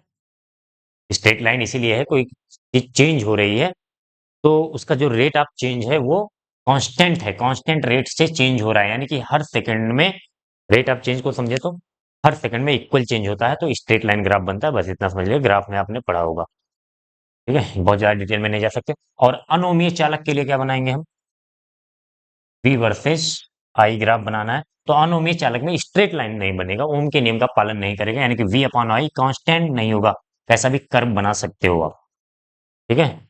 अलग अलग एलिमेंट होते हैं, उनके लिए अलग अलग ग्राफ बनता है। ये किसके लिए, ये ओमीय चालक के लिए है, ओमीय प्रतिरोध बोल दो, ये अनोमीय चालक के लिए है। दोनों ग्राफ को सिर्फ ग्राफ ड्रा करने के लिए पूछा है तो ग्राफ ड्रा कर देंगे हम। एक नंबर में है क्या ये, हाँ दूसरा क्वेश्चन है तो एक ही नंबर में है। तो दोनों ग्राफ बनाना है, बस इतना समझा दे मैंने कैसे बनाया था। ओमीय चालक में स्ट्रेट लाइन बनेगा और अनोमीय में वक्र बनेगा। अब यहाँ पे अलग अलग पॉइंट पे स्लोप निकालेंगे तो अलग अलग आएगा, यानी कि v अपॉन आई जो है वो नियत नहीं आएगा, कांस्टेंट, कांस्टेंट नहीं आएगा। तो अगर v अपॉन आई कांस्टेंट नहीं है, इसका मतलब वो ओम के नियम का पालन नहीं कर रहा है। चलिए नेक्स्ट क्वेश्चन देखते हैं। नेक्स्ट क्वेश्चन है आपका 2 का घात, एक चालक पर 2.4 गुणे 10 की घात माइनस 18 कूलम्ब धनात्मक आवेश है, बताइए चालक पर कितने इलेक्ट्रॉनों की कमी या अधिकता है। तो सीधी सी बात, अगर धनात्मक आवेश है, आवेश कैसे आता है बहुत डिटेल में जल्दी से मैं बता दे रहा हूँ, ध्यान से देखिएगा। अगर यहां से मान लीजिए ए से इलेक्ट्रॉन निकल रहे हैं और बी पर जा रहे हैं, ए से इलेक्ट्रॉन निकल रहे हैं, बी पर जा रहे हैं, तो ए पर हम बोलेंगे इलेक्ट्रॉनों की कमी है और बी पर इलेक्ट्रॉन अधिक हो जाएंगे, जहां पे जा रहे हैं वहां पे अधिक होंगे, जहां से निकल रहे हैं वहां पे कम होंगे। तो जहां से इलेक्ट्रॉन निकलते हैं वहां पे प्लस चार्ज आता है, जहां पे इलेक्ट्रॉन जाते हैं वहां पे माइनस चार्ज आता है। क्योंकि इलेक्ट्रॉन ज्यादा है, इलेक्ट्रॉन पर निगेटिव चार्ज होता है, तो प्लस निगेटिव आ जाएगा यहाँ पे। और यहाँ से इलेक्ट्रॉन कम हो रहे हैं तो प्रोटॉन ज्यादा हो जाएंगे, प्रोटॉन ज्यादा हो जाएंगे तो पॉजिटिव चार्ज आ जाएगा। ठीक है, तो इतना याद रखें। तो इलेक्ट्रॉन धनात्मक आवेश है तो सीधा हम बता सकते हैं क्या है यहाँ पे, इलेक्ट्रॉनों की कमी है। धन आवेश कब आएगा, जहां से इलेक्ट्रॉन निकलेगा, यानी कि इलेक्ट्रॉनों की कमी है। ऋण आवेश कब आएगा, जहां पे इलेक्ट्रॉनों की अधिकता है। ठीक है, तो कितना चालक पर कितने धनात्मक आवेश है, क्यू की वैल्यू दी गई है 2.4 into 10 to the power minus 18 coulomb. 2.4 into 10 to the power minus 18 coulomb. और हमसे इलेक्ट्रॉन पूछा, नंबर ऑफ इलेक्ट्रॉन एन पूछा है, और हमें फार्मूला पता है Q equal to N E, तो N equal to Q by E, ये तो होगा क्यू बाई ई। क्यू की वैल्यू कितनी दी गई है 2.4 into 10 to the power minus 18 upon E की वैल्यू क्या होती है 1.6 into 10 to the power minus 19। Plus minus का चक्कर यहाँ पे नहीं रखना है, कंफ्यूज हो गए फालतू में इधर उधर। बस याद रखना, इलेक्ट्रॉन जहां पे ज्यादा होंगे वहां नेगेटिव चार्ज आएगा, इलेक्ट्रॉन कम आएंगे तो पॉजिटिव चार्ज आएगा। ठीक है, अगर निकल रहे होंगे इलेक्ट्रॉन तो हम वहाँ पॉजिटिव लगा देंगे, और जहाँ पे जा रहे होंगे उसके लिए निगेटिव लगा देंगे। आपने फार्मूला पढ़ा होगा, हो सकता है बुक में, Q equal to plus minus N, तो वो सब नहीं करना है। तो डेसिमल से डेसिमल हटाएंगे, कितना बार जाएगा ये 16 21 16, और कितना बचेगा 4 4 8 8, 16 पंचे 80, दशमलव लगाएंगे 16 पंचे 80 आ जाएगा। कैलकुलेशन आपको खुद करना है। और ये 10 की घात -19 हो जाएगा, +19 ऊपर हो जाएगा, 10 की घात -19 ऊपर जाएगा तो 10 की घात +19 हो जाएगा, +19 -18 यानी कि 10 की घात 1 बचेगा। 1.5 इंटू 10 की घात 1 मतलब 10, और 15, ये आ जाएगा 15 इलेक्ट्रॉन। यानी कि क्या है, क्या थी, कमी थी या अधिकता थी, धन आवेश है तो इलेक्ट्रॉन की कमी ही होगी ना, तो 15 इलेक्ट्रॉन उसमें से निकले थे। ठीक है, नेक्स्ट क्वेश्चन पे आते हैं। तो नेक्स्ट क्वेश्चन है, क्वेश्चन नंबर 2 का पार्ट होगा। किसी प्रत्यावर्ती धारा परिपथ में एक वोल्टेज V समीकरण V equals to 40 sine 100 pi t, V equals to 40 sine 100 pi t volt द्वारा प्रदर्शित होता है। यहाँ पर टी सेकंड में है, समय वोल्ट का ग्राफ बनाइए। ठीक है, तो समय वोल्ट का ग्राफ यानी कि वोल्टेज और टाइम के बीच में हमें ग्राफ बनाना है। साइन का ग्राफ है, अगर आपको स्टैंडर्ड इक्वेशन याद हो तो V equal to V naught sine omega t, ये होता है। ठीक है, यानी कि V नॉट क्या होता है, मैक्सिमम वोल्टेज। मैक्सिमम वोल्टेज कितना है 40, यहाँ पे ले रहे हैं 40। साइन का ग्राफ बनेगा, साइन का ग्राफ आपको पता होना चाहिए। इस तरीके से एक पूर्ण चक्र के लिए बोला है ना, उसमें दिया था वोल्ट का ग्राफ बनाइए। पूर्ण चक्र के लिए जो क्वेश्चन है, यहाँ पे लिखा नहीं है मैंने। तो पूर्ण चक्र का क्या मतलब होता है, एक कंप्लीट साइकिल के लिए बनता है 2 पाई तक। 2 पाई मतलब एक कंप्लीट साइकिल कब पूरी होती है, एक कंप्लीट साइकिल पूरा होता है तो 360 डिग्री का एंगल बनता है ना, कि 2 पाई तक। तो ये बनता है आपका एक कंप्लीट साइकिल के लिए। ठीक है, ये भी -40 हो जाएगा। अगर फ्रीक्वेंसी आवृत्ति वगैरह निकालने को कहे तो ओमेगा बराबर 2 पाई f करके कर सकते हैं, इसमें बस इतना ही करना है। ये अधिकतम वोल्टेज V नॉट हो गया। V नॉट यहाँ से हम कंपेयर कर लेंगे तो V नॉट कितना आ जाएगा 40 वोल्ट, 40 वोल्ट। बस ये ग्राफ बन गया आपका। ये एंगल 2 पाई, चाहो तो एंगल वगैरह दिखा दो, पाई, पाई/2 और 3 पाई/2। कहाँ कहाँ पे मैक्सिमम है, पाई/2 पे मैक्सिमम है, और 3 पाई/2 पे मिनिमम है माइनस में। ठीक है, ये एसी सर्किट के प्रत्यावर्ती धारा के क्वेश्चन जब बड़े क्वेश्चन मिलेंगे तो हम उनको डिटेल में आपको समझाएंगे, अभी के लिए इतना बना लो बस काफी है। चलिए नेक्स्ट क्वेश्चन देखते हैं। ठीक है, नेक्स्ट क्वेश्चन है क्वेश्चन नंबर 2 का क्या वाला पार्ट, लास्ट पार्ट है। हाइड्रोजन परमाणु में इलेक्ट्रॉन नाभिक के चारों ओर प्रति सेकंड 6 × 10 की घात 15 चक्कर लगाता है। वृत्तीय पथ के किसी बिंदु पर धारा का मान क्या होगा। हाइड्रोजन परमाणु क्या होता है, बीच में एक प्रोटॉन होता है, एक इलेक्ट्रॉन होता है, और ये वृत्तीय पथ पर घूम रहा है।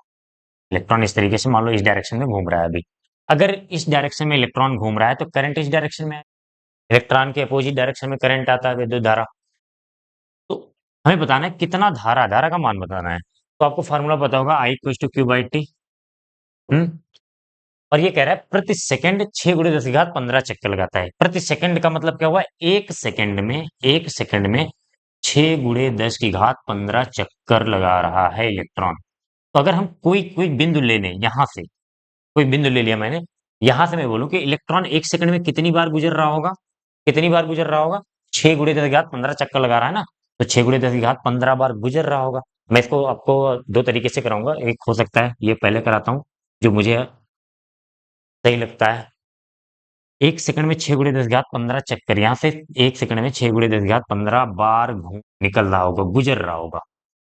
तो हमें आवेश चाहिए, समय चाहिए, ठीक है। हमें समय 1 सेकंड अगर ले लें, अगर t बराबर 1 सेकंड ले लें, तो I बराबर क्या हो जाएगा, Q/1 यानी कि Q। जो भी 1 सेकंड में आवेश प्रवाहित होता है वैद्युत धारा का, अगर परिभाषा लिखा होगा आपने तो यही लिखा होगा कि एकांक समय में प्रवाहित आवेश की मात्रा को हम वैद्युत धारा कहते हैं। समय को 1 सेकंड ले लिया। चलिए, अब 1 सेकंड में 6 गुणे 10 की घात 15 बार जा रहा है, तो आवेश कितना हो जाएगा, I बराबर आवेश कितना हो जाएगा, N इंटू ई। Q बराबर NE होता है ना, NE। तो आवेश कितने बार जा रहा है, चाहे हम ये बोलें कि एक इलेक्ट्रॉन है 1 सेकंड में यहां से 6 गुणे 10 की घात 15 बार गुजर रहा है, या फिर ऐसे बोल दें, दूसरा तरीका समझना, कि 6 गुणे 10 की घात 15 इलेक्ट्रॉन है जो 1 सेकंड में यहां से गुजर रहे हैं। बात तो वही हुई। चलो, तो 6 गुणे 10 की घात 15 इलेक्ट्रॉन मैंने माना यहां से गुजर रहे हैं, और ई की वैल्यू 1.6 इंटू 10⁻⁻19 कितना आ जाएगा, आई की वैल्यू 16×96 9.6, और 10 की घात 15 -19, तो ये हो जाएगा 10 की घात -4 एम्पियर। बताओ समझ में आया कि नहीं, इतना सिंपल सा था। I square to Q by T, 1 second में जितनी धारा जो आवेश प्रवाहित होता है, 1 सेकंड में जो आवेश प्रवाहित होता है उसी को वैद्युत धारा कहते हैं। दूसरे तरीके से हो सकता है कुछ लोगों को ना समझ में आए ये तरीका, चलिए दूसरा तरीका भी डिस्कस कर लेते हैं। दूसरा तरीका क्या होगा, हो सकता है आपके टीचर्स ने कुछ इस तरीके से बताया होगा, यही मुझे सही लगता है। बाकी I square to Q by T, वो लोग क्या करते हैं, जो कि मुझे नहीं समझ में आता है क्यों करते हैं। ठीक है, ठीक है, करते हैं तो ठीक है। इसको मान लेते हैं आवर्तकाल, टाइम को। आवर्तकाल क्या होता है, एक चक्कर लगाने में लिया गया समय, या फिर आवर्तकाल बराबर होता है, आवर्तकाल बराबर क्या होता है, टी बराबर 1/f, फ्रीक्वेंसी आवृत्ति। ठीक है, आवृत्ति। तो टी की जगह पर 1/f रखते हैं, क्यों रखते हैं अभी बता रहा हूँ। 1/f रखोगे तो f ऊपर चला जाएगा, क्या क्या लिखना पड़ता मुझे, तो q इंटू एफ हो जाएगा, q इंटू एफ। यहाँ तक समझ में आया। समय को उन्होंने एक चक्कर का में लगने वाला समय लग लिया, ले लिया, और कितना ले लिया, आवर्तकाल। एक एक चक्कर लगाने में लिए गए समय को ही तो आवर्तकाल कहते हैं। तो और आवर्तकाल होता है 1/f के बराबर, f ऊपर चला गया, q इंटू एफ हो गया। q क्या होता है, एक इलेक्ट्रॉन दिया है, एक इलेक्ट्रॉन पर आवेश, तो 1.6, अभी -1 माइनस माइनस यहाँ पे मत रखना, डायरेक्शन को बताएगा बस, इंटू 10⁻⁻19। और फ्रीक्वेंसी, आवृत्ति होती क्या है, कोई भी वस्तु अगर वृत्तीय पथ पर घूम रहा है तो 1 सेकंड में जितने चक्कर लगाता है उन चक्करों की संख्या को आवृत्ति कहते हैं। फिर से सुनो, कोई वस्तु अगर वृत्तीय पथ पर घूम रहा है तो 1 सेकंड में लगाए गए चक्करों की संख्या को आवृत्ति कहते हैं। क्वेश्चन में तुम्हारे यही दिया गया है कि इलेक्ट्रॉन नाभिक के चारों ओर प्रति सेकंड 6 गुणे 10 की घात 15 चक्कर लगाता है, 1 सेकंड में 6 गुणे 10 की घात 15 चक्कर लगाता है, इसका मतलब यही हो गई आवृत्ति, आवृत्ति ही दिया है। तो सीधे सीधे लिख दो, 6 गुणे एफ की जगह पर क्या लिख देंगे, क्यू इंटू एफ। तो क्यू हो गया 1.6 इंटू 10⁻⁻19, 6 गुणे 10 की घात 15, आई इक्वल्स टू 16×96 9.6 गुणे 10 की घात -4 एम्पियर। बस आया वही आंसर, किया वही, जो तुम्हें समझ में आया वो कर लो। ये आगे बढ़ते हैं। चलिए नेक्स्ट क्वेश्चन है, क्वेश्चन नंबर 3 का। क्वेश्चन नंबर 3 में 4 क्वेश्चन मिलेंगे आपको, और चारों 2-2 नंबर के मिलेंगे, तो इनके आंसर अब थोड़े से बड़े होंगे। देखिए, तो पहला क्वेश्चन क्या है, परमाणु के रदरफोर्ड मॉडल की मुख्य कमियां होंगी। तो रदरफोर्ड का परमाणु मॉडल आप सबने पढ़ा होगा, इनमें दो मुख्य कमियां थी। पूरा तो मैं डिटेल में नहीं लिख सकता, मैं कमियां लिख रहा हूं, और उसके बाद जो है उसमें लिखना क्या है मैं ये बोल दूंगा। तो पहली कमी ये थी कि परमाणु जो रदरफोर्ड थे, नाभिक के, या फिर सॉरी परमाणु के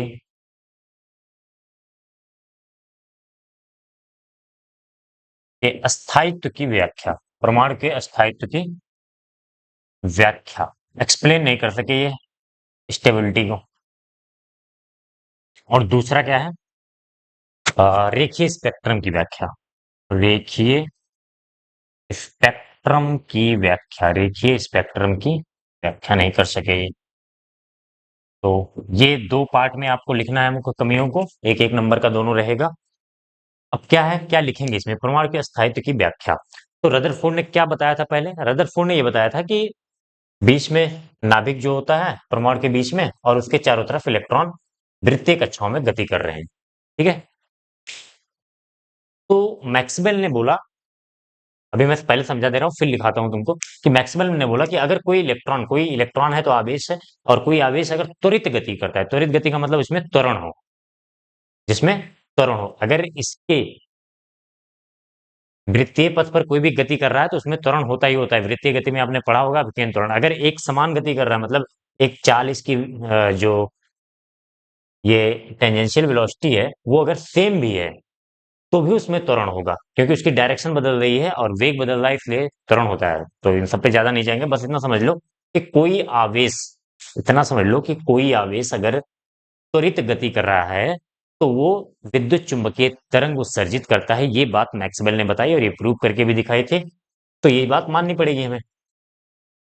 तो क्या बताया कि अगर कोई आवेश त्वरित गति कर रहा है तो ये इलेक्ट्रॉन त्वरित गति कर रहा है, तो इसमें से विद्युत चुंबकीय तरंग निकलनी चाहिए, जो कि ऊर्जा का रूप है।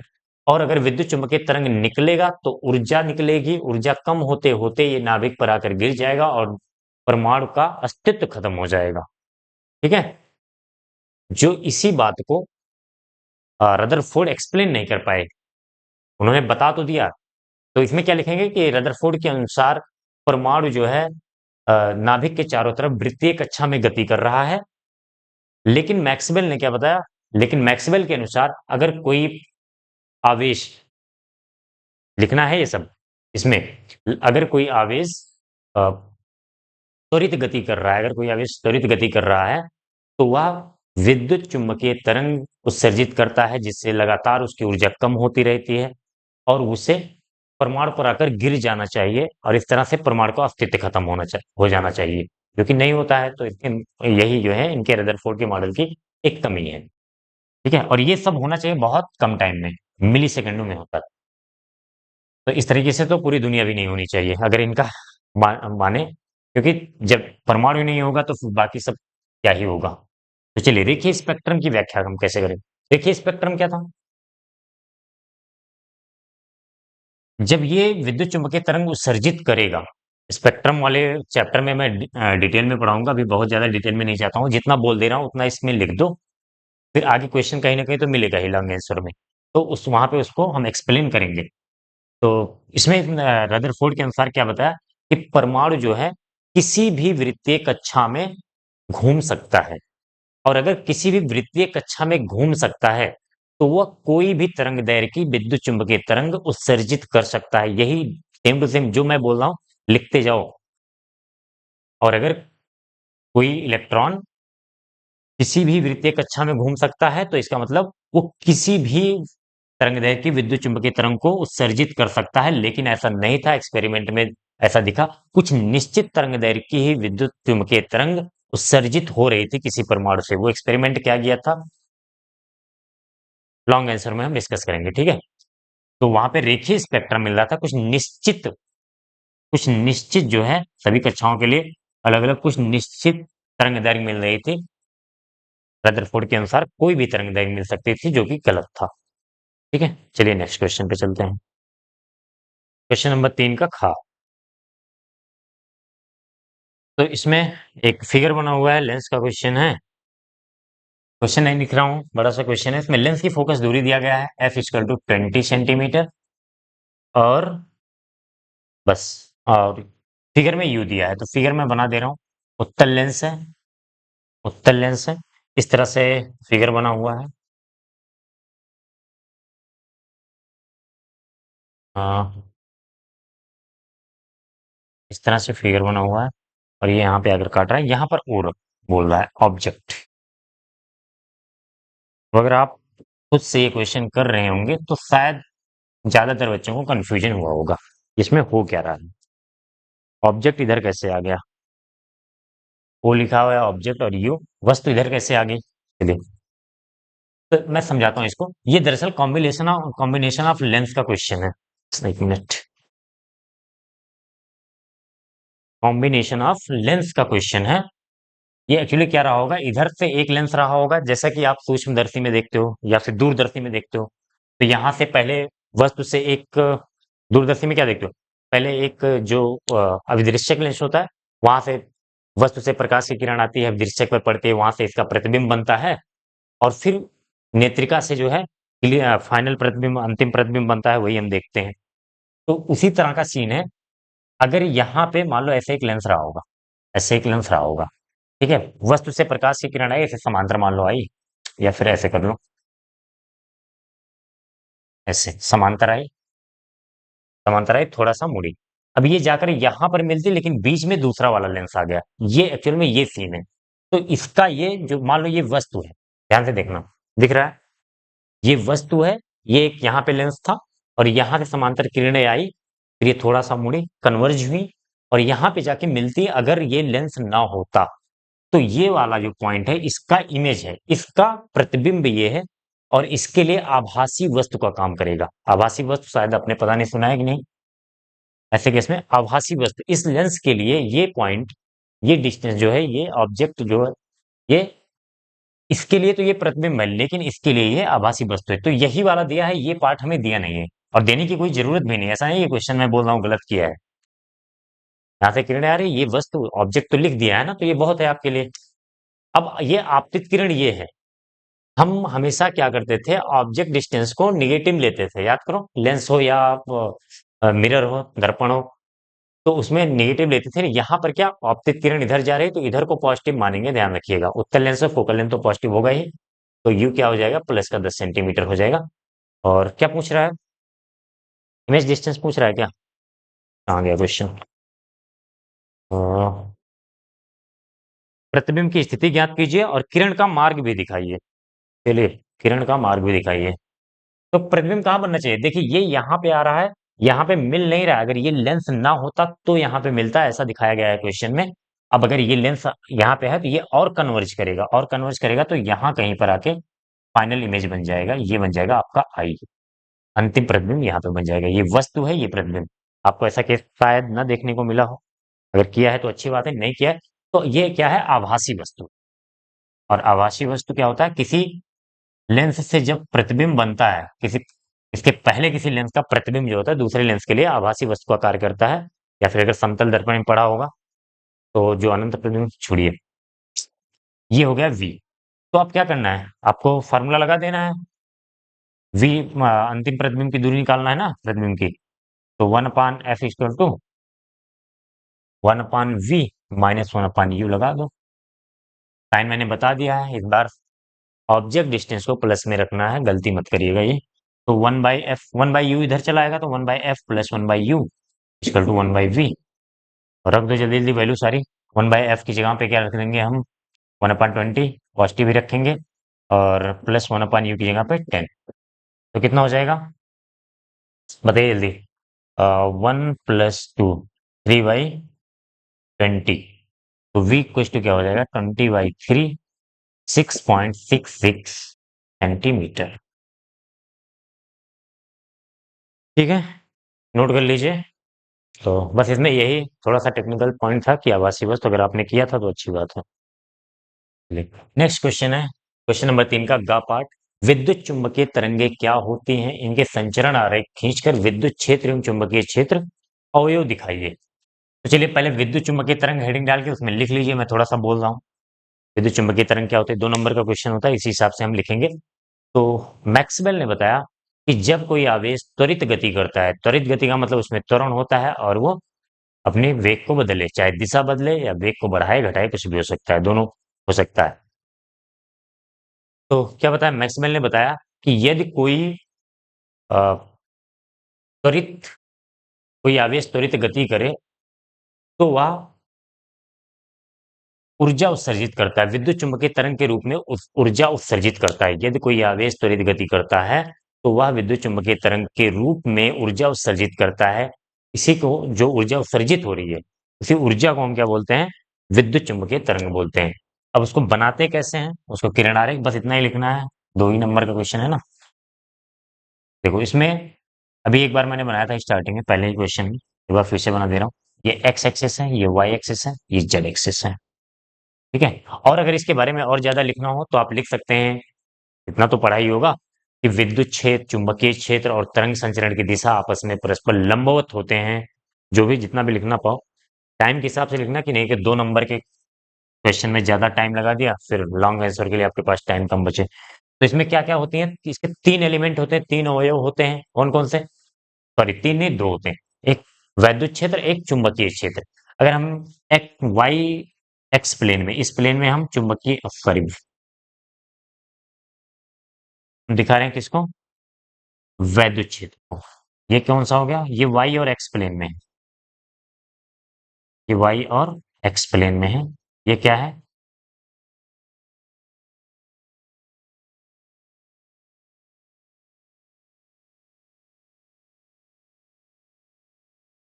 क्या है? वैद्युत क्षेत्र, इसे लिखते हैं। ठीक है। चुंबकीय क्षेत्र बाहर की तरफ है, लंबवत होना है ना, तो जेड एक्सिस में होना होगा। ये जेड एक्सिस, ये बाहर की तरफ है। ये तो ये ऐसा होगा बाहर की तरफ। 3D में तो नहीं बनाया जा सकता, तो लेकिन मैं कोशिश कर रहा हूँ थोड़ा सा, ये ऐसा तुम्हें लगे। ये 3D में ये बाहर की तरफ है, ये वाला पार्ट। ये क्या है? चुंबकीय क्षेत्र है। क्या है ये? चुंबकीय क्षेत्र है। इस तरीके से ये हो गया। और ये इधर जा रही है तरंग, तरंग संचरण की दिशा। तरंग संचरण की दिशा है ये, तरंग संचरण की दिशा। ठीक है। तीनों क्या है? परस्पर आपस में लंबवत हैं।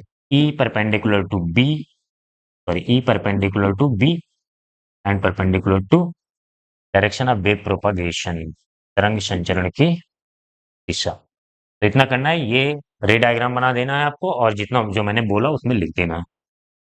2 नंबर का हो गया काम। तरंग संचरण की दिशा, तीनों आपस में परपेंडिकुलर होते हैं। इसको समझना तो ऐसे समझो कि ये वाला हाथ मेरा क्या है? दिख रहा है? ये वाला हाथ जो है, ये है वैद्युत क्षेत्र की दिशा। और ये वाला हाथ, ये इधर कर रहा हूं मैंने, ये आपकी तरफ, ये हो गया चुंबकीय क्षेत्र। और जिधर मैं चल रहा हूं, ये है तरंग संचरण की दिशा। इस दिशा में ऐसे आगे पीछे होंगे जो है। तो ये है आपका, ऊपर की तरफ है वैद्युत क्षेत्र, सामने की तरफ है चुंबकीय क्षेत्र, और सामने जो है चल रहे हैं तीनों। देखो आपस में परपेंडिकुलर, इधर चल रहे हैं तो इनके इसके बीच में 90 अंश का कोण। वैद्युत क्षेत्र चुंबकीय क्षेत्र में दिख ही रहा आपको 90 अंश का कोण। ठीक है। तो चलिए नेक्स्ट क्वेश्चन देखते हैं।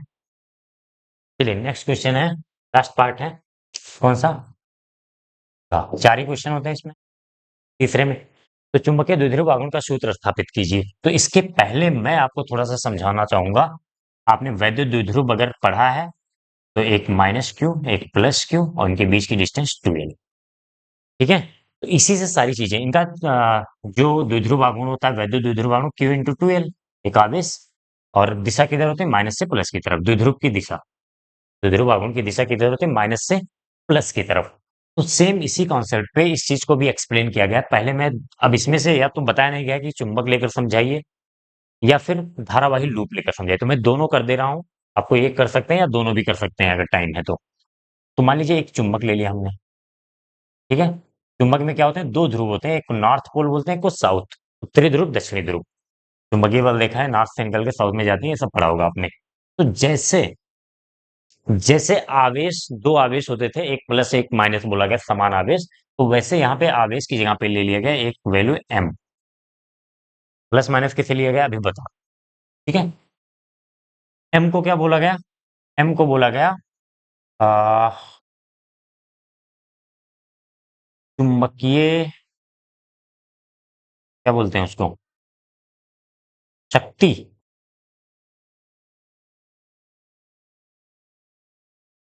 या फिर डाइपोल स्ट्रेंथ बोल दो, चुंबकीय शक्ति, या फिर द्विध्रुव शक्ति बोल दो। कहीं कहीं पे द्विध्रुव प्राबल्य बोला गया था। द्विध्रुव प्राबल्य बोला जाता है, प्राबल्य। देख लेना कैसे लिखा गया है। ठीक है। डाइपोल स्ट्रेंथ बोलते हैं इसको, मैग्नेटिक स्ट्रेंथ बोल दो, चुंबकीय शक्ति। देख लेना कहाँ पे क्या बोला जा रहा है, सारे आपको वर्ड पता होना चाहिए, कब क्या यूज कर ले कोई भरोसा नहीं। Magnetic strength, strength. तो एम क्या है? मैग्नेटिक स्ट्रेंथ है। वहां पे चार्ज होता था, यहाँ पे क्या है? चुंबकीय शक्ति है, द्विध्रुव शक्ति है। अब एक प्लस होता है, एक माइनस। तो प्लस माइनस अगर हम यहाँ से देखें तो वैद्युत क्षेत्र प्लस चार्ज से जो है बाहर की तरफ निकलता है, माइनस से अंदर आता है। तो यहाँ पे जो चुंबकीय क्षेत्र होता है नॉर्थ से निकलता है या साउथ में अंदर एंट्री करता है, तो साउथ वाले को माइनस बोल दिया गया, नॉर्थ वाले को प्लस बोल दिया गया। अगर इनके बीच की डिस्टेंस को हम 2L मान लें, तो मैग्नेटिक मोमेंट, चुंबकीय द्विध्रुव आघूर्ण, मैग्नेटिक मोमेंट क्या हो जाता है? M into 2L, M into 2L। ठीक है, यूनिट होता है इसका एम्पियर मीटर स्क्वायर। अभी कैसे आया है ये बता देंगे। एम्पियर मीटर स्क्वायर, मात्रक। ठीक है, अब अगर हमें दूसरा करना है, दूसरा वाला, एक धारावाही लूप ले लें, एक करंट कैरिंग वायर ले लें, सर्कुलर वायर, इसकी रेडियस आर है, या फिर इसको बोल दो इसका जो ये क्षेत्रफल है वो ए है, पाई आर स्क्वायर हो जाएगा। तो ये बताया गया कि अगर कोई करंट कैरिंग लूप है या फिर कोई करंट कैरिंग वायर ही हो, करंट कैरिंग वायर हो, तो वो क्या बताता है? चुंबकीय क्षेत्र बनाता है। लेकिन अगर लूप हो तो यहाँ पे मैग्नेटिक डाइपोल भी बनता है, यानी चुंबकीय द्विध्रुव भी बनता है। तो उसका चुंबकीय द्विध्रुव आघूर्ण बताया गया कि आई इंटू ए कर दो, सीधा सा वही हो जाएगा चुंबकीय द्विध्रुव आघूर्ण। इस फार्मूले का आई इंटू ए का कोई प्रूफ नहीं है, बस होता है तो होता है, पढ़ना है आपको। ठीक है, अगर कोई करंट कैरिंग वाली धारावाही लूप है जिसका क्षेत्रफल ए है और उसमें करंट कितना प्रवाहित हो रहा है? आई, तो उसका क्या हो जाएगा? चुंबकीय द्विध्रुव आघूर्ण एम इक्वल्स टू चुंबकीय, एम क्या है? चुंबकीय द्विध्रुव आघूर्ण है, चुंबकीय द्विध्रुव आघूर्ण है। दिशा यहाँ से देखेंगे तो साउथ से नॉर्थ की तरफ होगी। दिशा किधर होगी? यहाँ पे लिख दे रहा हूं मैं, दिशा साउथ मतलब दक्षिणी ध्रुव से उत्तरी ध्रुव पर, क्योंकि साउथ में माइनस है प्लस, यहीं से लिया गया, कॉपी किया गया है बस। अगर ये वाला आपको क्लियर है तो उसी से आप इसको रिलेट कर सकते हो। अब इसकी दिशा किधर होगी? इसमें कौन सा साउथ कौन सा नॉर्थ है? तो इसमें भी साउथ नॉर्थ तो होता ही है। अगर जिधर आपको करंट क्लॉकवाइज दिख रहा हो, घड़ी की दिशा में दिख रहा हो, उधर क्या होता है? साउथ होता है। इस चीज को पढ़ा है कि नहीं आपने? साउथ, अगर करंट इधर जा रहा है, करंट क्लॉकवाइज यानी कि घड़ी की दिशा में जा रहा है, तो उधर साउथ, यानी कि ये करंट इधर जा रहा है तो ऊपर साउथ होगा, नीचे नॉर्थ होगा। एक डायरेक्शन देख लो, अगर एंटी क्लॉकवाइज है तो नॉर्थ, सब कुछ बताना ही पड़ेगा। तो इधर जो है करंट जा रहा है तो नॉर्थ, तो इधर से देख लो साउथ में दिख रहा है तो इधर साउथ है, नॉर्थ। और दूसरा तरीका क्या है? Right hand thumb rule. Match, right hand thumb rule क्या होता है कि हमें जो है अपने अंगूठे को ऐसे करना है और करंट की डायरेक्शन में उंगलियों को घुमाना है, जिधर करंट है उधर घुमाना है, तो अंगूठे की जो दिशा होगी वो हमें चुंबकीय द्विध्रुव आघूर्ण की दिशा बताएगी। तो ऐसे जब मैं घुमा रहा हूं इसको ऐसे, तो अंगूठा अंदर की तरफ है, यानी कि चुंबकीय द्विध्रुव अंदर की तरफ है। ठीक है, चुंबकीय द्विध्रुव आघूर्ण की दिशा अंदर की तरफ है। और अगर मान लो करंट एंटी क्लॉकवाइज होता इधर, तो ऐसे घुमाते तो अंगूठा बाहर की तरफ होता, तो चुंबकीय द्विध्रुव आघूर्ण बाहर की तरफ हो जाता। सीधी सी बात है। दिशा कैसे ज्ञात कर सकते हैं? लिख सकते हो, दिशा दाहिने हाथ के अंगूठे के नियम से। क्या होता है अंगूठा का नियम? वो आप जानो। दाहिने हाथ के अंगूठे के नियम से, अंगूठे के नियम से, बस। तो क्वेश्चन नंबर 3 आपका कंप्लीट होता है। चलिए नेक्स्ट क्वेश्चन की तरफ चलते हैं। तो नेक्स्ट क्वेश्चन है आपका क्वेश्चन नंबर 4 पार्ट का।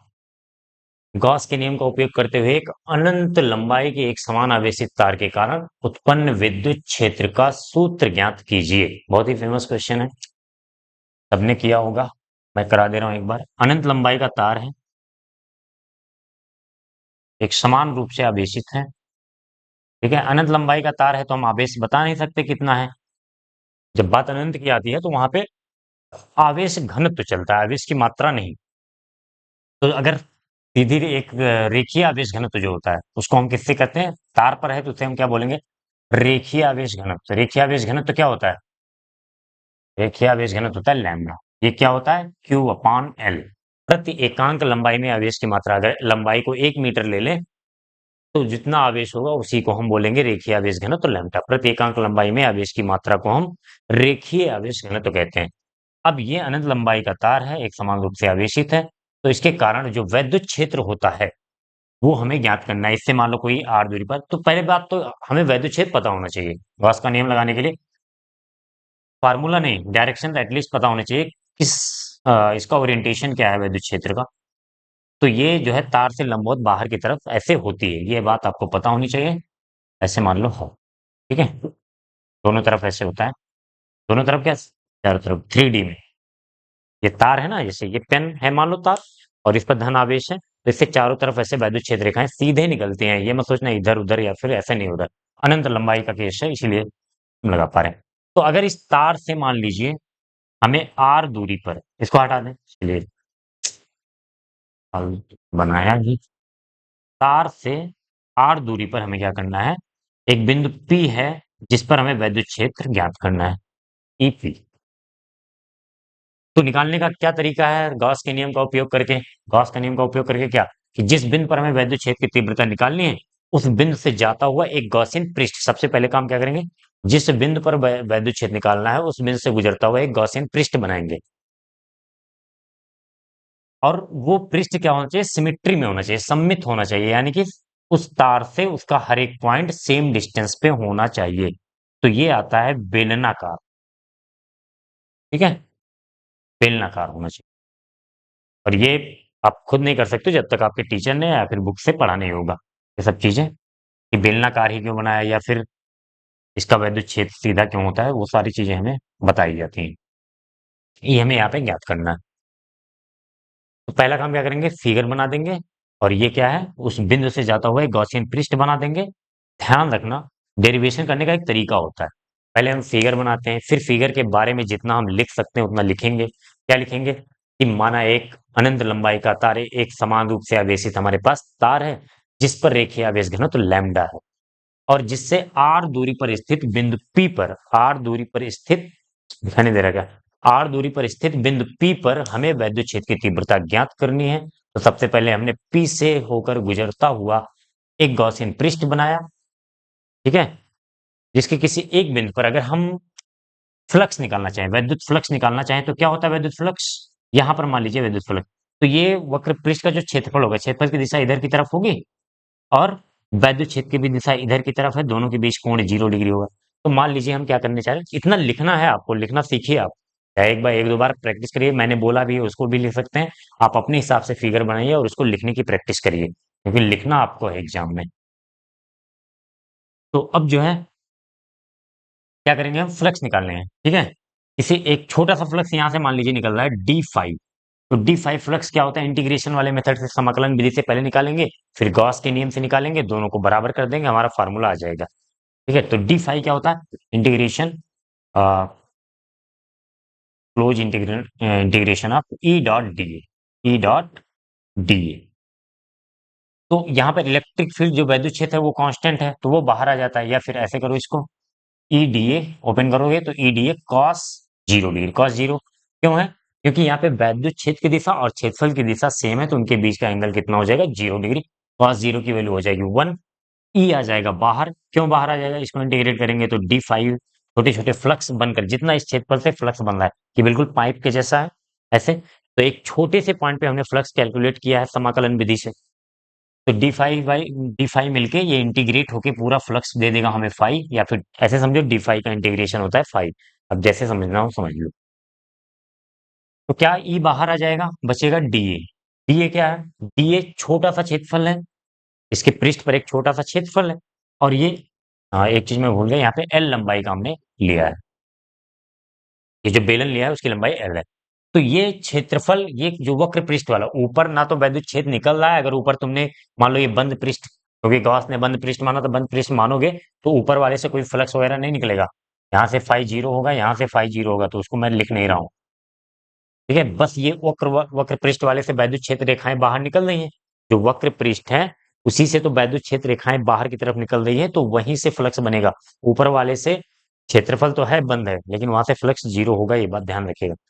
तो डी ए क्या हो जाएगा, ई इंटू पूरा क्षेत्रफल क्या होता है, वृत्त, सॉरी वृत्त नहीं, बेलन का वक्र पृष्ठीय क्षेत्रफल कितना होता है, फार्मूला, छोटे छोटे फार्मूले आपको पता होने, 2 पाई R L, आर डिस्टेंस पे था तो इसी त्रिज्या आर है, 2 पाई R L, ये हमने निकाल लिया फ्लक्स, E इंटू 2 पाई R L।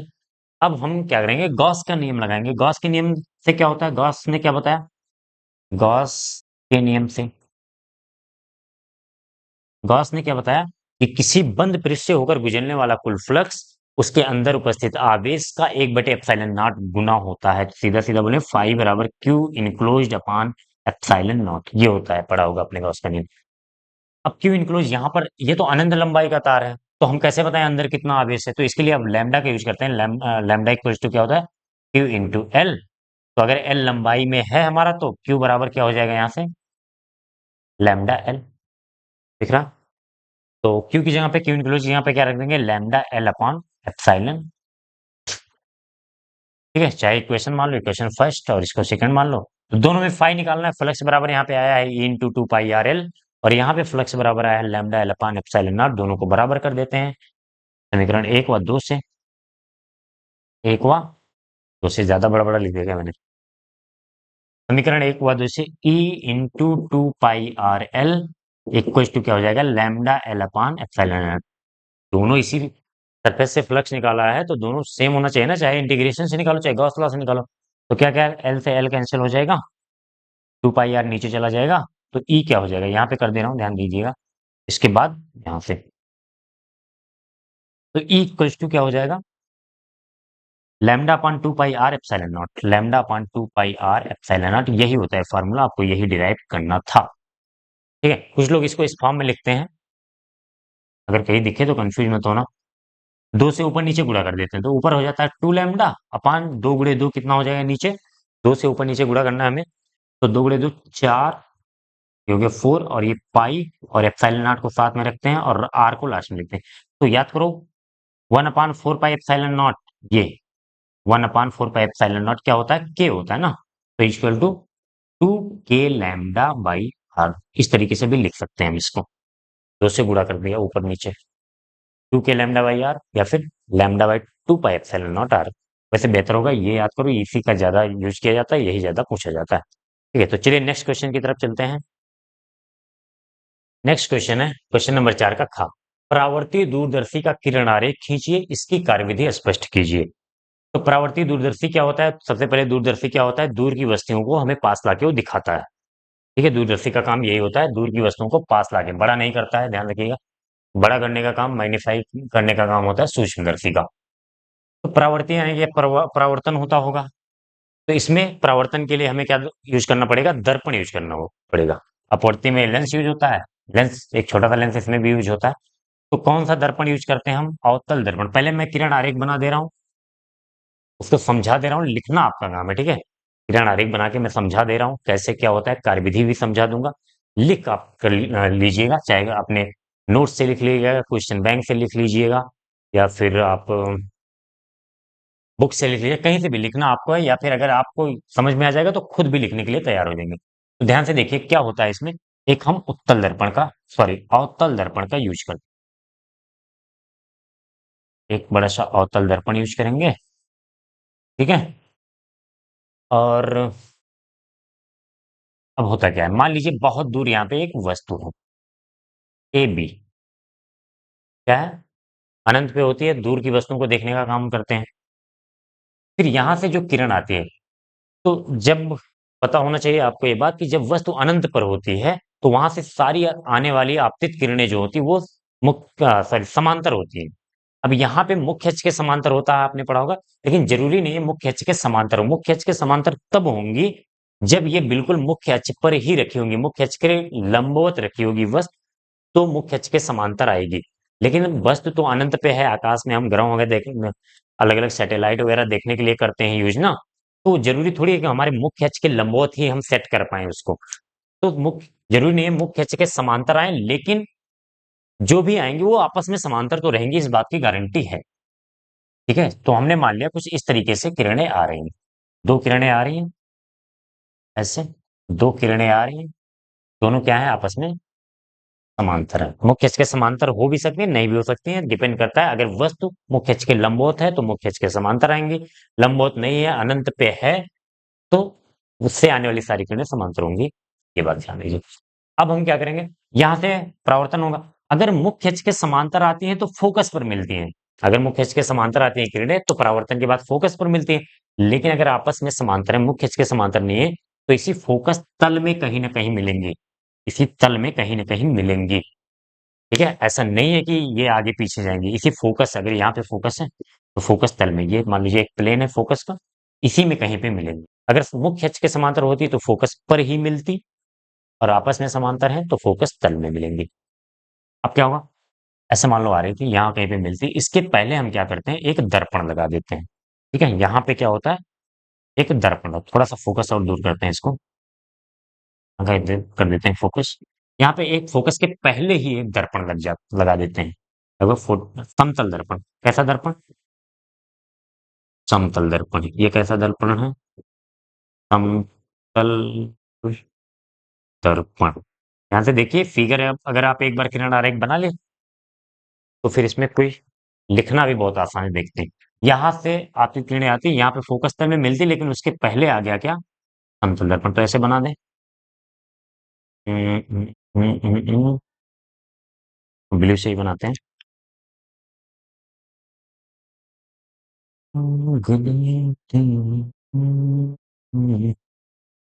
ऐसे ऐसे ऐसे ऐसे ऐसे ऐसे। ठीक है, थोड़ा इधर उधर हो सकता है, ध्यान दीजिएगा। ये आगे परावर्तित होके यहाँ पे किरणें पड़ी। अब यहाँ से जब किरणें पड़ेंगी तो यहाँ पे फिर से परावर्तन होगा, दर्पण तो ये भी है, तो इधर आई मान लो, ये इधर आई, ये इधर आई, यहाँ कहीं पे भी। यहाँ पे एक लेंस लगा होता है अभिदृश्य। यहाँ पे यहाँ पे एक प्रतिबिंब बनेगा जिसे हम बोलेंगे, ये हमारा आई पीस, जहाँ से हम देखेंगे, ठीक है? यहाँ पे आके ये थोड़ा सा इधर होगा, इधर होगा।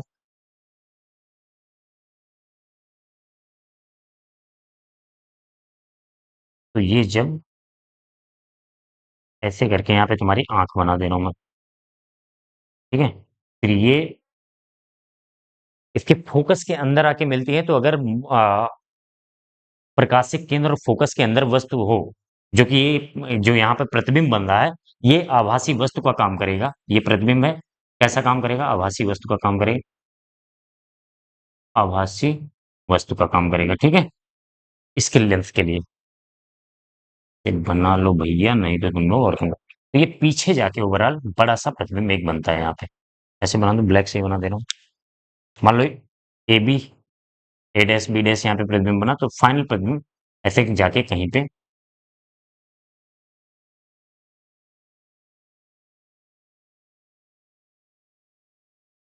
ऐसे यहाँ कहीं पे बनेगा, ऐसे पीछे की तरफ, ठीक है? A double dash B double dash कर दे रहे हैं यहाँ पे, A dash B dash, A dash B dash प्रतिबिंब बोल दिया। फिगर बनाना पहले समझ लिए, किरण आरेख बन गया तो लिखने में कुछ नहीं है। एक अवतल दर्पण यूज करेंगे बड़ा सा, जिसकी फोकस दूरी थोड़ी सी बड़ी होगी। अवतल दर्पण यूज करेंगे, जो वस्तु हमें देखनी है उसके सामने इसको फोकस, कार्य विधि भी समझ ली जाइए। और संरचना, पहले संरचना लिखेंगे। संरचना में क्या लिखेंगे? एक अवतल दर्पण यूज करेंगे, और अवतल दर्पण के सामने हम एक 45 डिग्री पर फोकस के पहले रखना है, ये बात ध्यान रखिएगा। फोकस पर रख देंगे तो यहाँ पे आके मिल जाएंगी, प्रतिबिंब बन जाएगा। तो फोकस के पहले वहां पे एक समतल दर्पण लगभग 45 डिग्री एंगल पर बेंड करके, उसे हम एडजस्ट भी कर सकते हैं, रखेंगे। और वहां से आने वाली आपतित किरणें परावर्तन के बाद जो समांतर आ रही थी, परावर्तन के बाद समतल दर्पण पर पड़ेंगी, समतल दर्पण से परावर्तित होकर प्रतिबिंब बनाएंगे, और वो प्रतिबिंब नेत्रिका के लिए, नेत्रिका ही तो कहते हैं जहां से हम देखते हैं, आई पीस, नेत्रिका के लिए हम क्या क्या करेगा? आभासी वस्तु का काम करेगा। उस आभासी वस्तु का जो कि उसके फोकस के अंदर में है, तो फोकस के अंदर में है तो कैसा प्रतिबिंब बनेगा? आभासी पीछे उसी वस्तु के साइड में ना, तो यहाँ पे A dash B dash lens है, सिंपल सा उत्तल लेंस है, उत्तल लेंस का प्रतिबिंब बनाना आना चाहिए आपको। तो ए डैश बी डैश यहाँ पे प्रतिबिंब बन जाएगा, जो कि हमें दिखाई देगा। ये है इसकी कार्यविधि। अगर आपको कार्यविधि लिखना है तो आप क्वेश्चन बैंक की हेल्प ले सकते हैं, बुक की हेल्प ले सकते हैं, अपने टीचर की हेल्प ले सकते हैं, क्योंकि यहाँ पे लिखना थोड़ा टाइम वेस्ट हो जाएगा। मैंने समझा दिया गया है कैसे कैसे क्या होता है। आवर्धन क्षमता इस क्वेश्चन में नहीं पूछा गया है। सिर्फ क्या करना है, किरण आरेख बनाइए और इसी कार्यविधि स्पष्ट कीजिए। किरण आरेख बनाकर इसी कार्यविधि बताना है, थोड़ा बहुत संरचना के बारे में भी बता देना है, तो आपका क्वेश्चन कंप्लीट हो जाएगा 3 नंबर का। अगर किसी क्वेश्चन में आवर्धन क्षमता वगैरह का फॉर्मूला हमसे पूछेगा या न्यूमेरिकल टाइप में आएगा तो वहां पे हम करेंगे, ठीक है? चलिए नेक्स्ट क्वेश्चन की तरफ चलते हैं। तो नेक्स्ट क्वेश्चन है क्वेश्चन नंबर 4 का ग पार्ट। अनुचुंबकीय, प्रतिचुंबकीय तथा लौह चुंबकीय पदार्थों में विभेद कीजिए तथा उदाहरण दीजिए। प्योर थ्योरेटिकल क्वेश्चन है, लेकिन मैं फिर भी थोड़ा सा इसके बारे में एक्सप्लेन कर दे रहा हूँ, बोल दूंगा, लिखना आपको है कि बोर्ड पे पूरा थ्योरेटिकल क्वेश्चन लिखना पूरा टाइम वेस्ट होगा, वीडियो बहुत बड़ी हो जाएगी फिर। तो सबसे पहले मैं लिखता हूँ प्रतिचुंबकीय। प्रतिचुंबकीय पदार्थ से बोलते हैं डायामैग्नेटिक, डायामैग्नेटिक मटेरियल, शॉर्ट में लिख दे रहा हूँ। उसके बाद हम करेंगे अनुचुंबकीय पदार्थ। अनुचुंबकीय पदार्थ पैरामैग्नेटिक, पैरामैग्नेटिक मटेरियल, और इसके बाद होगा लौह चुंबकीय पदार्थ। तीनों के बारे में मैं थोड़ा सा एक्सप्लेन करूंगा और लिखना आपको लौह चुंबकीय पदार्थ, फेरोमैग्नेटिक मटेरियल, फेरोमैग्नेटिक मटेरियल। ठीक है, वैसे ये सब क्वेश्चन तो पढ़ाने का मन करता है पूरा डिटेल में पढ़ाएं, लेकिन पढ़ा तो क्लास तो हो नहीं रही, क्वेश्चन सॉल्व कर रहे हैं तो क्वेश्चन के हिसाब से ही चलेंगे। ठीक है, अगर लॉन्ग आंसर में आया 5 नंबर में तो पूरा मैं डिटेल में इसके फार्मूले वगैरह सारे डिराइव करा दूंगा। आएगा जो कि आएगा, मिलेगा कभी ना कभी तो मिलेगा ही, तो वहां पे करा देंगे। अभी जितने नंबर का क्वेश्चन है उसके हिसाब से कर। प्रतिचुंबकीय पदार्थ क्या होता है? ऐसे पदार्थ जिसे हम किसी जब बाह्य चुंबकीय क्षेत्र में रखते हैं तो उसके विपरीत दिशा में चुंबकित हो जाते हैं। अब चुंबक का गुण कैसे आता है, क्यों आता है, वो सब हम लॉन्ग आंसर में ही डिस्कस करेंगे, अभी इनके लिए भी कर रहे हैं बस। ठीक है, तो उनमें विपरीत दिशा में जो है चुंबकित हो जाते हैं थोड़ा सा। और अगर विपरीत दिशा में चुंबकित हो रहे हैं तो चुंबकीय जो, जैसे मान लो एक पदार्थ है, ठीक है, इसमें डाइपोल मोमेंट होते हैं, तो डाइपोल मोमेंट तो जीरो होता है इसका, चुंबकीय पदार्थ का मैग्नेटिक डाइपोल, चुंबकीय द्विध्रुव आघूर्ण। तो अगर बाह्य चुंबकीय क्षेत्र में रखते हैं हम, तो इसमें क्या होता है, इसके डाइपोल इसकी विपरीत दिशा में बहुत थोड़े से अलाइन हो जाते हैं, बहुत थोड़े से अलाइन हो जाते हैं, एक लाइन में आ जाते हैं, जिससे ये इसमें प्रतिकर्षण का बल लगता है। ठीक है, इसे प्रतिकर्षण का बल लगता है। और इसमें क्या होता है, जब हम बाह्य चुंबकीय क्षेत्र में रखते हैं अनुचुंबकीय पदार्थ को, अनुचुंबकीय पदार्थ को जब बाह्य चुंबकीय क्षेत्र में रखेंगे तो क्या होगा, इसके जो डाइपोल होंगे चुंबकीय द्विध्रुव आघूर्ण, वो चुंबकीय क्षेत्र की दिशा में बहुत कम मात्रा में अलाइन हो जाते हैं, चुंबकीय क्षेत्र की दिशा में। और अगर दिशा में अलाइन हो रहे हैं तो आकर्षण का बल लगेगा, यानी कि जो भी बाहर का चुंबकीय क्षेत्र जो बना रहा है उसकी तरफ आकर्षित होंगे, इसमें क्या होंगे, प्रतिकर्षित होंगे। तो छोटे छोटे पॉइंट में बोलते जा रहा हूं, आपको लिखना है भाई, प्रतिकर्षित होंगे, इसमें आकर्षित होंगे, बहुत कम मात्रा में आकर्षित होंगे क्योंकि बहुत थोड़ा सा चुंबकित होता है, आकर्षित होंगे, बहुत थोड़ा सा चुंबकित होता है। लौह चुंबकीय पदार्थ में क्या होता है, जब इसे बाह्य चुंबकीय क्षेत्र में रखते हैं तो बहुत अधिक मात्रा में ये चुंबकित हो जाता है, इसमें डाइपोल मोमेंट सारे अलाइन हो जाते हैं बाह्य चुंबकीय क्षेत्र की दिशा में। और बाह्य चुंबकीय क्षेत्र की दिशा में जब अलाइन होंगे, जैसे मान लीजिए ये मटेरियल है, तो सारे, हालांकि इसमें तो थोड़ा मैं अलग एक्सप्लेन करता हूँ, इसमें छोटे छोटे ऑलरेडी पहले डोमेन होते हैं, क्या बताऊँ, मेरा एक्सप्लेन नहीं करना चाह रहे हैं लेकिन फिर भी हो जा रहा है, सारी डायरेक्शन अलग अलग होती है। तो जब बाह्य चुंबकीय क्षेत्र में रखते हैं, चलिए इसके लॉन्ग आंसर में ही हम इस समझेंगे किसी क्वेश्चन में, तो इसमें सारे जो मैग्नेटिक डाइपोल होते हैं, चुंबकीय द्विध्रुव आघूर्ण होते हैं, चुंबकीय क्षेत्र की दिशा में अलाइन हो जाते हैं, जिधर चुंबकीय क्षेत्र की दिशा है, और प्रबल रूप से आकर्षित होते हैं, आकर्षित होंगे, और वो भी अधिक मात्रा में, यानी कि प्रबल रूप से आकर्षित होंगे,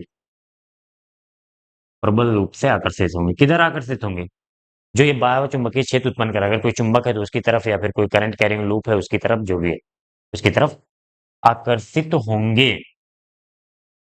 ठीक है, तो ये बेसिक तीनों में एक एक पॉइंट हम लिख देंगे कि सबसे पहले क्या, बाह्य चुंबकीय क्षेत्र में रखने पर क्या होता है, कि विपरीत दिशा में चुंबकित होता है, जिससे थोड़ा सा प्रतिकर्षण होता है, बहुत कम मात्रा में प्रतिकर्षण होता है, ये थोड़ा सा उसी दिशा में प्रतिकर्षण होता है इसमें, जैसे इसमें बहुत सारे डाइपोल अलाइन हो रहे हैं, इसमें बहुत कम अलाइन होते हैं, तो ये थोड़ा सा आकर्षित होता है, इसमें ज्यादा होता है।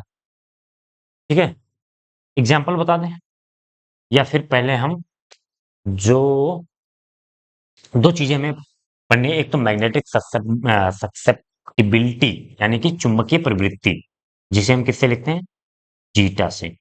ऐसे बनता है क्या, कैसे बनता है, ऐसे, जीटा, जीटा क्या होता है, और एक तो जीटा के बारे में समझना है, एक म्यू आर, म्यू आर क्या है, रिलेटिव परमिलेबिलिटी, मतलब क्या बोलेंगे उसे, जो भी बोलेंगे देख लेना आप। अ, अपेक्षिक चुंबकशीलता, अपेक्षिक चुंबकशीलता बोलेंगे ना इसे, लिख दे रहा हूँ।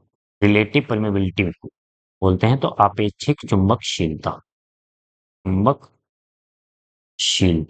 इन दोनों के बेसिस पे हमें इनको एक्सप्लेन कर देना है। 3 नंबर का क्वेश्चन, सिर्फ इतने लिखने से काम नहीं होगा। आप चाहो तो ये फिगर वगैरह बना सकते हो। म्यू आर होता है 1 प्लस या फिर जीटा+1 बोल दो। जीटा+1 कैसे होता है, क्यों होता है, ये सब जब लॉन्ग आंसर आएगा तो हम करेंगे। प्रतिकर्षित जब ये होता है तो प्रतिचुंबकीय के लिए ये वैल्यू निगेटिव होती है, माइनस में होती है, और ये माइनस में होगा तो ये भी 1 से कम होगा। ठीक है, अगर ये माइनस में है तो -1 होता है, और सूक्ष्म होता है, बहुत कम होता है। क्या बोले, स्मॉल लिख दें, समझ जाओगे। निगेटिव में होता है और बहुत कम होता है, तो ये क्या वैल्यू हो जाएगी, 1 से क्या हो जाएगी,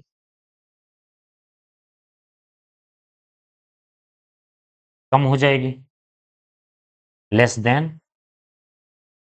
1।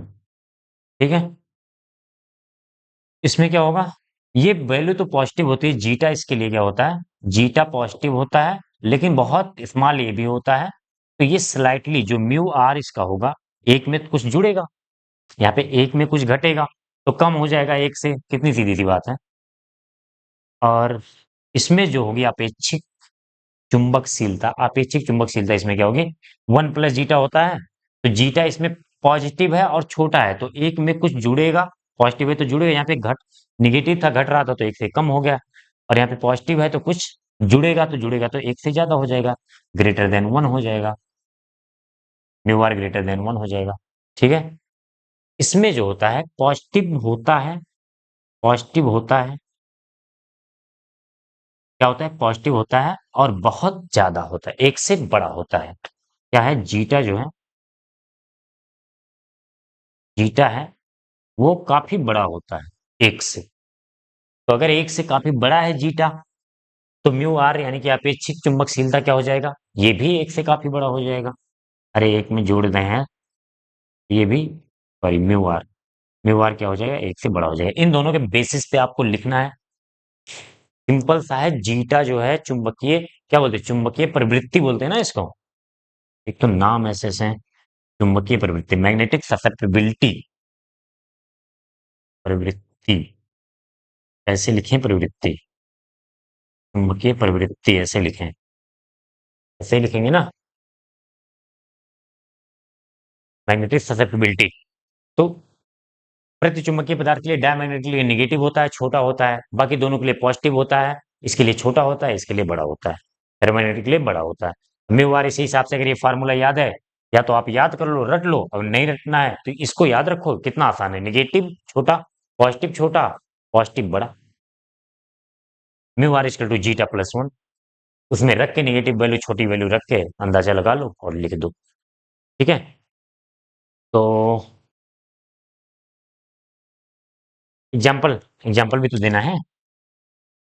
एग्जाम्पल में क्या होगा, इसमें हो जाएगा आपका कॉपर हो जाएगा, सिल्वर भी होता है, कॉपर हो गया, सिल्वर हो गया, इसमें क्या हो जाएगा एग्जाम्पल में, एल्यूमिनियम आ जाएगा, एल्यूमिनियम आ जाएगा, और आ जाएगा आपका मैग्नीज आ जाएगा, मैग्नीज, और आप लिख सकते हो प्लेटिनम आ जाता है, क्रोमियम आ जाता है, ये सब आ जाते हैं लौह चुंबकीय में। तो इसमें तो एक तो चुंबक जिसका बनता है, क्या होता है, आयरन, लौह नाम से ही आयरन है, आयरन हो गया, निकिल हो गया, और हो गया कोबाल्ट हो गया, कोबाल्ट हो गया, बस ये 3 एग्जाम्पल काफी हैं। क्रोमियम भी नहीं, क्रोमियम तो इसमें आता है अनुचुंबकीय पदार्थ में, आयरन, निकिल, कोबाल्ट। ठीक है, चलिए नेक्स्ट क्वेश्चन पे चलते हैं। नेक्स्ट क्वेश्चन है क्वेश्चन नंबर 4 का, घा ऊर्जा बैंड के आधार पर चालकों, कुचालकों एवं अर्धचालकों की व्याख्या कीजिए। तो सेमीकंडक्टर अर्धचालक का क्वेश्चन है। सबसे पहले ऊर्जा बैंड समझ लेते हैं। ऊर्जा बैंड के बारे में थोड़ा सा लिख दोगे, क्या होता है ऊर्जा बैंड। हम्म ऊर्जा बैंड के बारे में मैं थोड़ा सा समझाऊं। आपने अगर एक स्पेक्ट्रम वगैरह पढ़ा हो, तो अगर एक सिंगल एटम है, सिंगल एटम है, तो उसमें प्रोटॉन होगा और उसके चारों तरफ इलेक्ट्रॉन घूम रहे होंगे। ठीक है। तो इलेक्ट्रॉन बोर ने बताया था रदरफोर्ड के मॉडल में जो कमियां थी उसको बोर ने दूर किया था, और बोर ने क्या बताया कि इलेक्ट्रॉन निश्चित ऊर्जा की कक्षाओं में गति घूमते हैं। ऐसे नहीं कि रदरफोर्ड के अनुसार किसी भी कक्षा में गति कर सकते हैं, एक निश्चित फिक्स एनर्जी होगी, उसी ऊर्जा की कक्षा में गति करेंगे, और उन इलेक्ट्रॉनों की ऊर्जा जो है उस कक्षा की ऊर्जा के बराबर होगा। उसको हम निकाल सकते हैं, याद होगा, -2.18 into 10 to the power -18 Z square upon N square. -2.18 into 10 to the power -18 Z square upon N square, ये फार्मूला था। पहली ऊर्जा का निकालते हैं -13.6 इलेक्ट्रॉन वोल्ट, -3.4 इलेक्ट्रॉन वोल्ट, इस तरह से याद किया होगा। अब मैं इस पे नहीं आ जाऊंगा, थोड़ा सा एक्सप्लेन करना चाह रहा हूँ मैं कि ऊर्जा बैंड होता क्या है एक्चुअल में। तो जैसे मैं एक एग्जांपल ले लेता हूँ, सोडियम। सोडियम का एटॉमिक नंबर होता है 11281। तो अगर एसपीडीएफ में करें तो 1s2, 2s2 और 3p6, 1s2, 2s2, 2p6 और 3s1, यही तो होता है। ठीक। तो 3s, जो लास्ट सेल में इलेक्ट्रॉन है, कैसे होता है सेल, एक इलेक्ट्रॉन इधर होता है, एक इलेक्ट्रॉन इधर। जब ये बोर ने ये बताया था एक आइसोलेटेड एटम के लिए, आइसोलेटेड एटम का मतलब होता है विलग परमाणु, जो एक सिंगल परमाणु हमने लिया है, तो उसके लिए क्या होता है कि इसकी एक निश्चित ऊर्जा होती है, सभी इलेक्ट्रॉनों की अपनी एक निश्चित ऊर्जा होती है आइसोलेटेड एटम में। लेकिन जब यही पूरे मटेरियल में आते हैं, जब कोई, क्योंकि हम जो जहां भी यूज करते हैं एक सिंगल एटम थोड़ी ना यूज करते हैं, पूरा मटेरियल यूज करते हैं, और उसमें करोड़ों एटम होते हैं, करोड़ों अरबों एटम होते हैं पूरे मटेरियल में। अब जब इतने सारे एटम एक साथ आते हैं तो उनमें वैद्युत क्षेत्र वगैरह इनका रहता है, इंटरेक्शन होता है, तो सबकी ऊर्जा बदल जाती है, मतलब थोड़ा बहुत इंटरेक्शन होता है तो चेंज होती है ऊर्जा। जितना हम सिंगल एटम में कैलकुलेट करते हैं उतना एग्जैक्ट नहीं रहती, लेकिन फिर भी सभी इलेक्ट्रॉनों की जो है ऊर्जा एक निश्चित रहती है, अलग होती है, मतलब यूनिक होती है सभी इलेक्ट्रॉनों की। सब एक, सबकी अपनी एक यूनिक पोजीशन होगी, यूनिक मतलब अद्वितीय, जो सबकी अपनी एक अलग अलग पोजीशन होगी, और अलग अलग पोजीशन है तो सबके पास अलग अलग ऊर्जा होगी। ठीक है। इन्हीं ऊर्जाओं को हम जब रिप्रेजेंट करते हैं स्पेक्ट्रम द्वारा तो उसे हम क्या बोलते हैं, ऊर्जा बैंड बोलते हैं। बाकी अगर आपको एग्जैक्टली लिखना है तो आप अपने क्वेश्चन बैंक वगैरह का हेल्प ले सकते हैं। ठीक है, मैंने समझा दिया है, तो बहुत बड़ा डिटेल में समझाने का मन है, लेकिन 3 नंबर के क्वेश्चन आप लोग भी सोचेंगे कि कितना ज्यादा बड़ा समझा रहे हैं। अगर 5 नंबर में आया, आगे मिलेगा, तो मैं पूरा ऊर्जा बैंड बना के दिखाऊंगा कि कैसे बनता है चेक में। ठीक है। तो अभी शॉर्ट में करते हैं ऊर्जा बैंड की, थोड़े से ऊर्जा बैंड के बारे में लिख लेना, और कितने प्रकार के होते हैं ऊर्जा बैंड। 2 तरह के होते हैं, एक को हम बोलते हैं वैलेंस बैंड, क्या बोलेंगे इसको, यहाँ पे होता है संयोजी बैंड, संयोजी बैंड को बोलेंगे वैलेंस बैंड, वैलेंस बैंड। और इसके ऊपर होता है ये, को बोलते हैं चालन बैंड, चालन बैंड। ठीक है। अभी हम चालक और चालक की बात नहीं करें, अभी बस बैंड, ऊर्जा बैंड की बात करें, चालन band, conduction band, conduction band. ये होता है एफईजी बोलते हैं इसको, फॉरबिडन एनर्जी गैप, निषिद्ध ऊर्जा अंतराल, या फिर जो भी बोल लो, क्या बोलते हैं, निषिद्ध ऊर्जा अंतराल, ऊर्जा अंतराल, ऊर्जा अंतराल। ठीक है। अब दोनों में समझ लेते हैं। तो ये जो सोडियम के लास्ट वाला इलेक्ट्रॉन था ना, 3s1 वाला, याद करो, with 1s2, 2s2, 2p6, 3s1 किया था। ये जो लास्ट वाला इलेक्ट्रॉन इसमें रहता है, इसमें बहुत सारे अंतिम कक्षा के इलेक्ट्रॉन, उसको हम बोलते हैं संयोजी बैंड, जो कि बॉन्ड बनाता है। याद होगा केमिस्ट्री में यही लास्ट वाला सेल इलेक्ट्रॉन निकाल के क्लोरीन से 281, यही लास्ट वाला इलेक्ट्रॉन ही तो क्लोरीन से बॉन्ड बॉन्ड बनाता है। कैसा बॉन्ड बनाता है, आयनिक बॉन्ड बनाता है, जो भी बनाता है। तो संयोजी बैंड बोलते हैं, मतलब वो दूसरे से इंटरेक्शन करता है। ये इलेक्ट्रॉन, ध्यान रखना, वैद्युत चालन में, यानी कि करंट फ्लो होने में, वैद्युत धारा को प्रवाहित होने में ये इलेक्ट्रॉन नहीं हेल्प करते हैं, ये इलेक्ट्रॉन भाग नहीं लेते हैं। वो इलेक्ट्रॉन भाग लेते हैं जो चालन बैंड में होते हैं, और इसमें तो चालन बैंड में इलेक्ट्रॉन है नहीं। अगर मान लीजिए चालन बैंड में नहीं, तो कहाँ से आते हैं, जब हम वोल्टेज अप्लाई करते हैं वायर पे, तो वहां से चले जाते हैं, या फिर थोड़ा बहुत टेम्परेचर मिलता है इनको, एक ऊर्जा मिलती है, क्योंकि इसका ऊर्जा एनर्जी लेवल है, इसको हम बोलते हैं EV, energy level, valence band का, इसको बोलते हैं ईसी। एक ही नहीं होता, बहुत सारे होते हैं, क्योंकि सभी इलेक्ट्रॉनों की अलग अलग होती है। जैसे अलग होने का मतलब ये है, मान लीजिए मैंने दो सोडियम परमाणु लिया और दोनों अलग अलग हैं। एक बार फिर से इसको समझा रहा हूँ।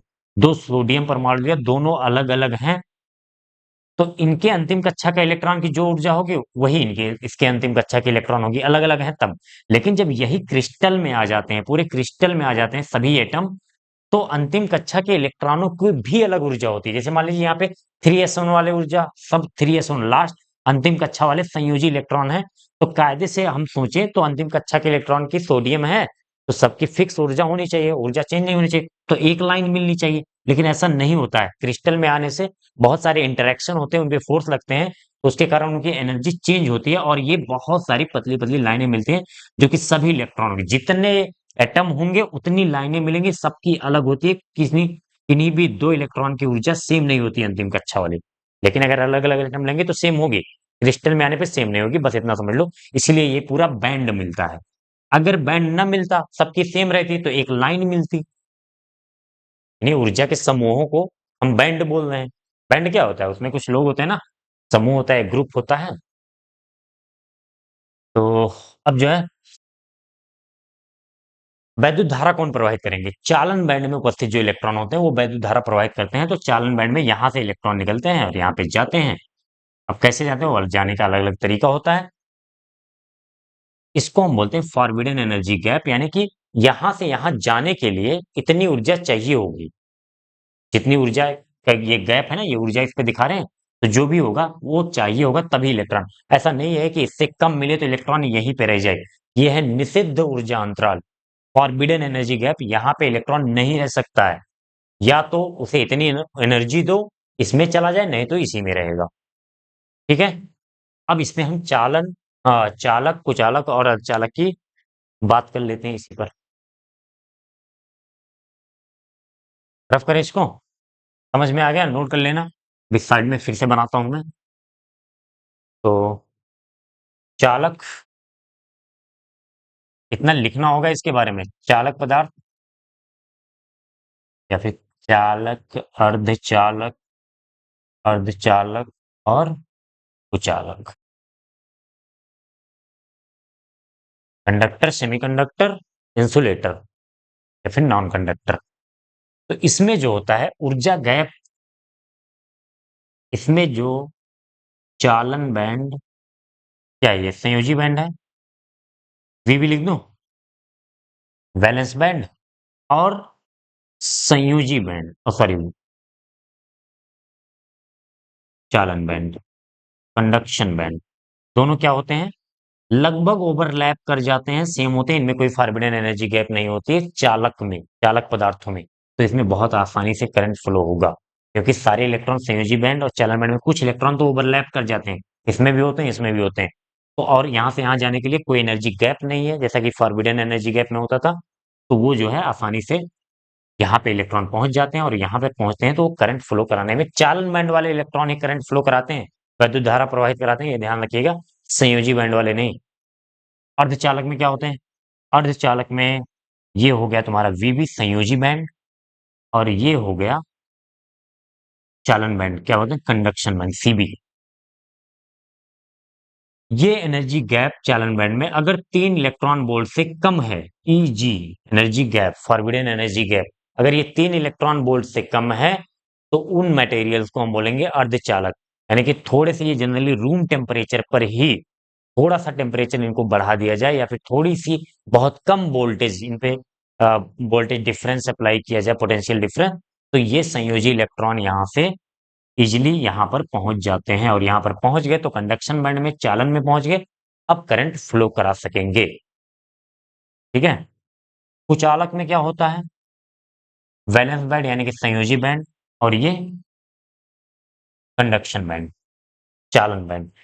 इसमें जो ये गैप होता है वो 3 इलेक्ट्रॉन वोल्ट से ज्यादा होता है, इजी, 3 इलेक्ट्रॉन वोल्ट से ज्यादा ऊर्जा का गैप होता है, यानी कि यहां से यहां पहुंचने के लिए 3 इलेक्ट्रॉन वोल्ट से ज्यादा की ऊर्जा चाहिए, जो कि नॉर्मली नहीं मिल पाता है, बहुत ज़्यादा टेम्परेचर देने पर भी मिल पाता है, तब जाके जा पाते हैं, नहीं तो नॉर्मल स्टेट में ये क्या होते हैं, कुचालक होते हैं, इनमें करंट फ्लो नहीं होता।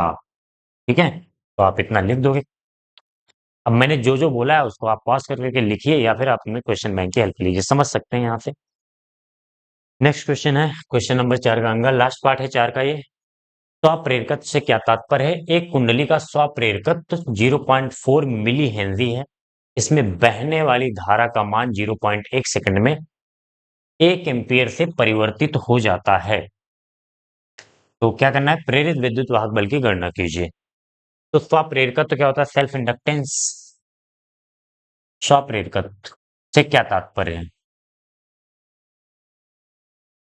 स्वप्रेरकत्व क्या होता है? मान लीजिए कोई कुंडली है, कॉइल है कोई, जिसमें क्या है? एन फेरे हैं, एन फेरे हैं और इसमें करंट फ्लो हो रहा है। ठीक है? कोई कुंडली है, इसमें एन फेरे हैं और इसमें करंट फ्लो हो रहा है। तो अगर इसमें करंट फ्लो होगा तो ये करंट का रिंग लूप है, चुंबकीय क्षेत्र बनेगा और चुंबकीय क्षेत्र बनेगा तो इस क्षेत्रफल से चुंबकीय क्षेत्र होकर गुजरेगा तो चुंबकीय फ्लक्स बनेगा। बताओ फाई करंट से चुंबकीय क्षेत्र बनेगा, चुंबकीय क्षेत्र है तो क्षेत्रफल है तो फ्लक्स भी बनेगा। और हम ये बता सकते हैं कि अगर करंट हम बढ़ाएंगे, मान लीजिए हमने क्या बढ़ाया? करंट बढ़ा दिया, तो इससे क्या होगा? जितना ज्यादा करंट होगा उतना ज्यादा चुंबकीय क्षेत्र होगा और जितना ज्यादा चुंबकीय क्षेत्र होगा उतना ज्यादा फ्लक्स होगा। फाई फाई बराबर बी डॉट ए। जितना ज्यादा चुंबकीय क्षेत्र होगा उतना ज्यादा फ्लक्स होगा। तो अब बात करते हैं टोटल फ्लक्स की। मान लीजिए टोटल फ्लक्स कितना है? Phi T. हमने लिया कुल फ्लक्स कितना है? Phi T. ये क्या हो जाएगा? सॉरी, ये डायरेक्टली प्रोपोर्शनल होगा किसके? आई के। होगा कि नहीं? तो बताओ। करंट धारा बढ़ाएंगे चुंबकीय क्षेत्र बढ़ेगा, ये हमने एरो का निशान लगाया। ठीक है? चुंबकीय क्षेत्र बढ़ेगा तो चुंबकीय फ्लक्स बढ़ेगा, धारा बढ़ाएंगे चुंबकीय क्षेत्र बढ़ेगा तो चुंबकीय फ्लक्स बढ़ेगा। इसका मतलब धारा बढ़ाने से चुंबकीय फ्लक्स बढ़ रहा है तो टोटल फ्लक्स जो है फाई, वो डायरेक्टली प्रोपोर्शनल समानुपाती है किसके? वैद्युत धारा के। तो यहाँ पे जब हम क्या करते हैं, फाई टी बराबर लगाते हैं समानुपाती का चिन्ह हटाकर, तो एक कांस्टेंट आता है जिसे हम एल बोलते हैं और इसी एल को नाम दिया गया है, इसको नाम दिया जाता है क्या? स्वप्रेरण गुणांक। स्वप्रेरण गुणांक या इसी को स्वप्रेरकत्व बोलते हैं, स्वप्रेरकत्व। ठीक है? चलिए, अब अगर धारा को परिवर्तित करेंगे, धारा परिवर्तित करेंगे तो क्या होगा? चुंबकीय फ्लक्स बदलेगा और चुंबकीय फ्लक्स बदलेगा तो फैराडे के नियम से इसमें वैद्युत वाहक बल उत्पन्न होगा। वैद्युत वाहक बल कितना उत्पन्न होता है मैं बता दे रहा हूं। ई बराबर क्या होता है? अगर हम मैग्नीट्यूड की बात करें, minus L D I by D T होता है। हम मैग्नीट्यूड यहाँ पे निकाल रहे हैं तो L D I by D T. और अगर हमें समय दिया है, समय दिया, चलिए थोड़ी क्वेश्चन में देखते हैं। ये तो हो गया तो प्रेरकत्व। तो अब हमें दूसरा और क्वेश्चन में क्या करना था? वैद्युत वाहक बल की गणना की। तो फार्मूला पता है, E बराबर L D I by D T. E कितना दिया, क्या क्या दिया गया है? तो आप प्रेरकत्व यानी कि एल की वैल्यू दी गई है 0.4 मिली हेनरी। इसको हेनरी में बदलेंगे तो 0.4 इंटू 10⁻³ कर देंगे। मिली है ना? ये हेनरी में हो जाएगा। ठीक है? और टाइम दिया है या फिर डेल्टा टी बोल दो इसे, 0.1 सेकेंड। करंट में कितना परिवर्तन हो रहा है? डेल्टा आई कितना हो रहा है? 1 एम्पियर का। अब इसको आप चाहे D I by D T से करो या फिर जैसे, अगर आपको कोई समय अंतराल दे दिया गया, ये बहुत छोटे समय में जो परिवर्तन होता है dt समय में, di का परिवर्तन, तब ये लगाते हैं। अगर कोई इक्वेशन, करंट का कोई इक्वेशन दे टाइम के साथ, जैसे I=2 दे दे 3t² + 4t के हिसाब से, टाइम के हिसाब से चेंज हो रहा है करंट, तो हम ये लगाएंगे, डिफरेंशिएशन अवकलन करेंगे। और अगर हमें इस तरह का समय अंतराल और करंट में कितना परिवर्तन हो रहा है ये दे दिया गया है, तो E बराबर क्या लगाएंगे हम? एल डेल्टा आई अपॉन डेल्टा टी लगा देंगे सीधा सा। तो एल कितना है? 0.4 इंटू 10⁻³ और डेल्टा आई कितना है? डेल्टा आई कितना है? 1 एम्पियर है। और आ, ये कितना है? Delta T 0.1। तो एक जीरो पर बढ़ाएंगे, डेसिमल हटा देंगे, ये डेसिमल हटा देंगे, कितना हो जाएगा? 10 × 0.4। 0.4 करोगे तो 10 से गुणा करोगे 4 हो जाएगा, तो इक्वल टू 4 इंटू 10⁻³ वोल्ट। ये वैद्युतवाहक बल उत्पन्न होगा। डायरेक्शन वगैरह देखने के लिए लेंज लॉ के बारे में सोच सकते हैं। 3 नंबर का क्वेश्चन है, डायरेक्शन नहीं पूछा है, तो हम एक तो स्वप्रेरकत्व के बारे में लिखेंगे, स्वप्रेरकत्व के बारे में लिखेंगे, और ये न्यूमेरिकल वाला पार्ट आपका हो गया। ये आंसर होगा 4 इंटू 10⁻³ या फिर 0.4 इंटू 10⁻² भी कर सकते हो, जैसा भी करना हो, ठीक है। तो ये क्वेश्चन नंबर 4 हो गया। 5 बचा है, जिसमें 5 पार्ट हैं क्वेश्चन नंबर 5 में, 3-3 नंबर के, और 6, 7, 8, 9 इसमें 2-2 पार्ट हैं, तो टोटल 8, 5, 13 क्वेश्चन बचे हुए हैं। इसको हम नेक्स्ट पार्ट में करेंगे, क्योंकि वीडियो ऑलरेडी काफी लंबी हो चुकी है, ठीक है। तो आप इसको देखिए, इसको सॉल्व करिए, और नेक्स्ट पार्ट में मिलते हैं। Thank you.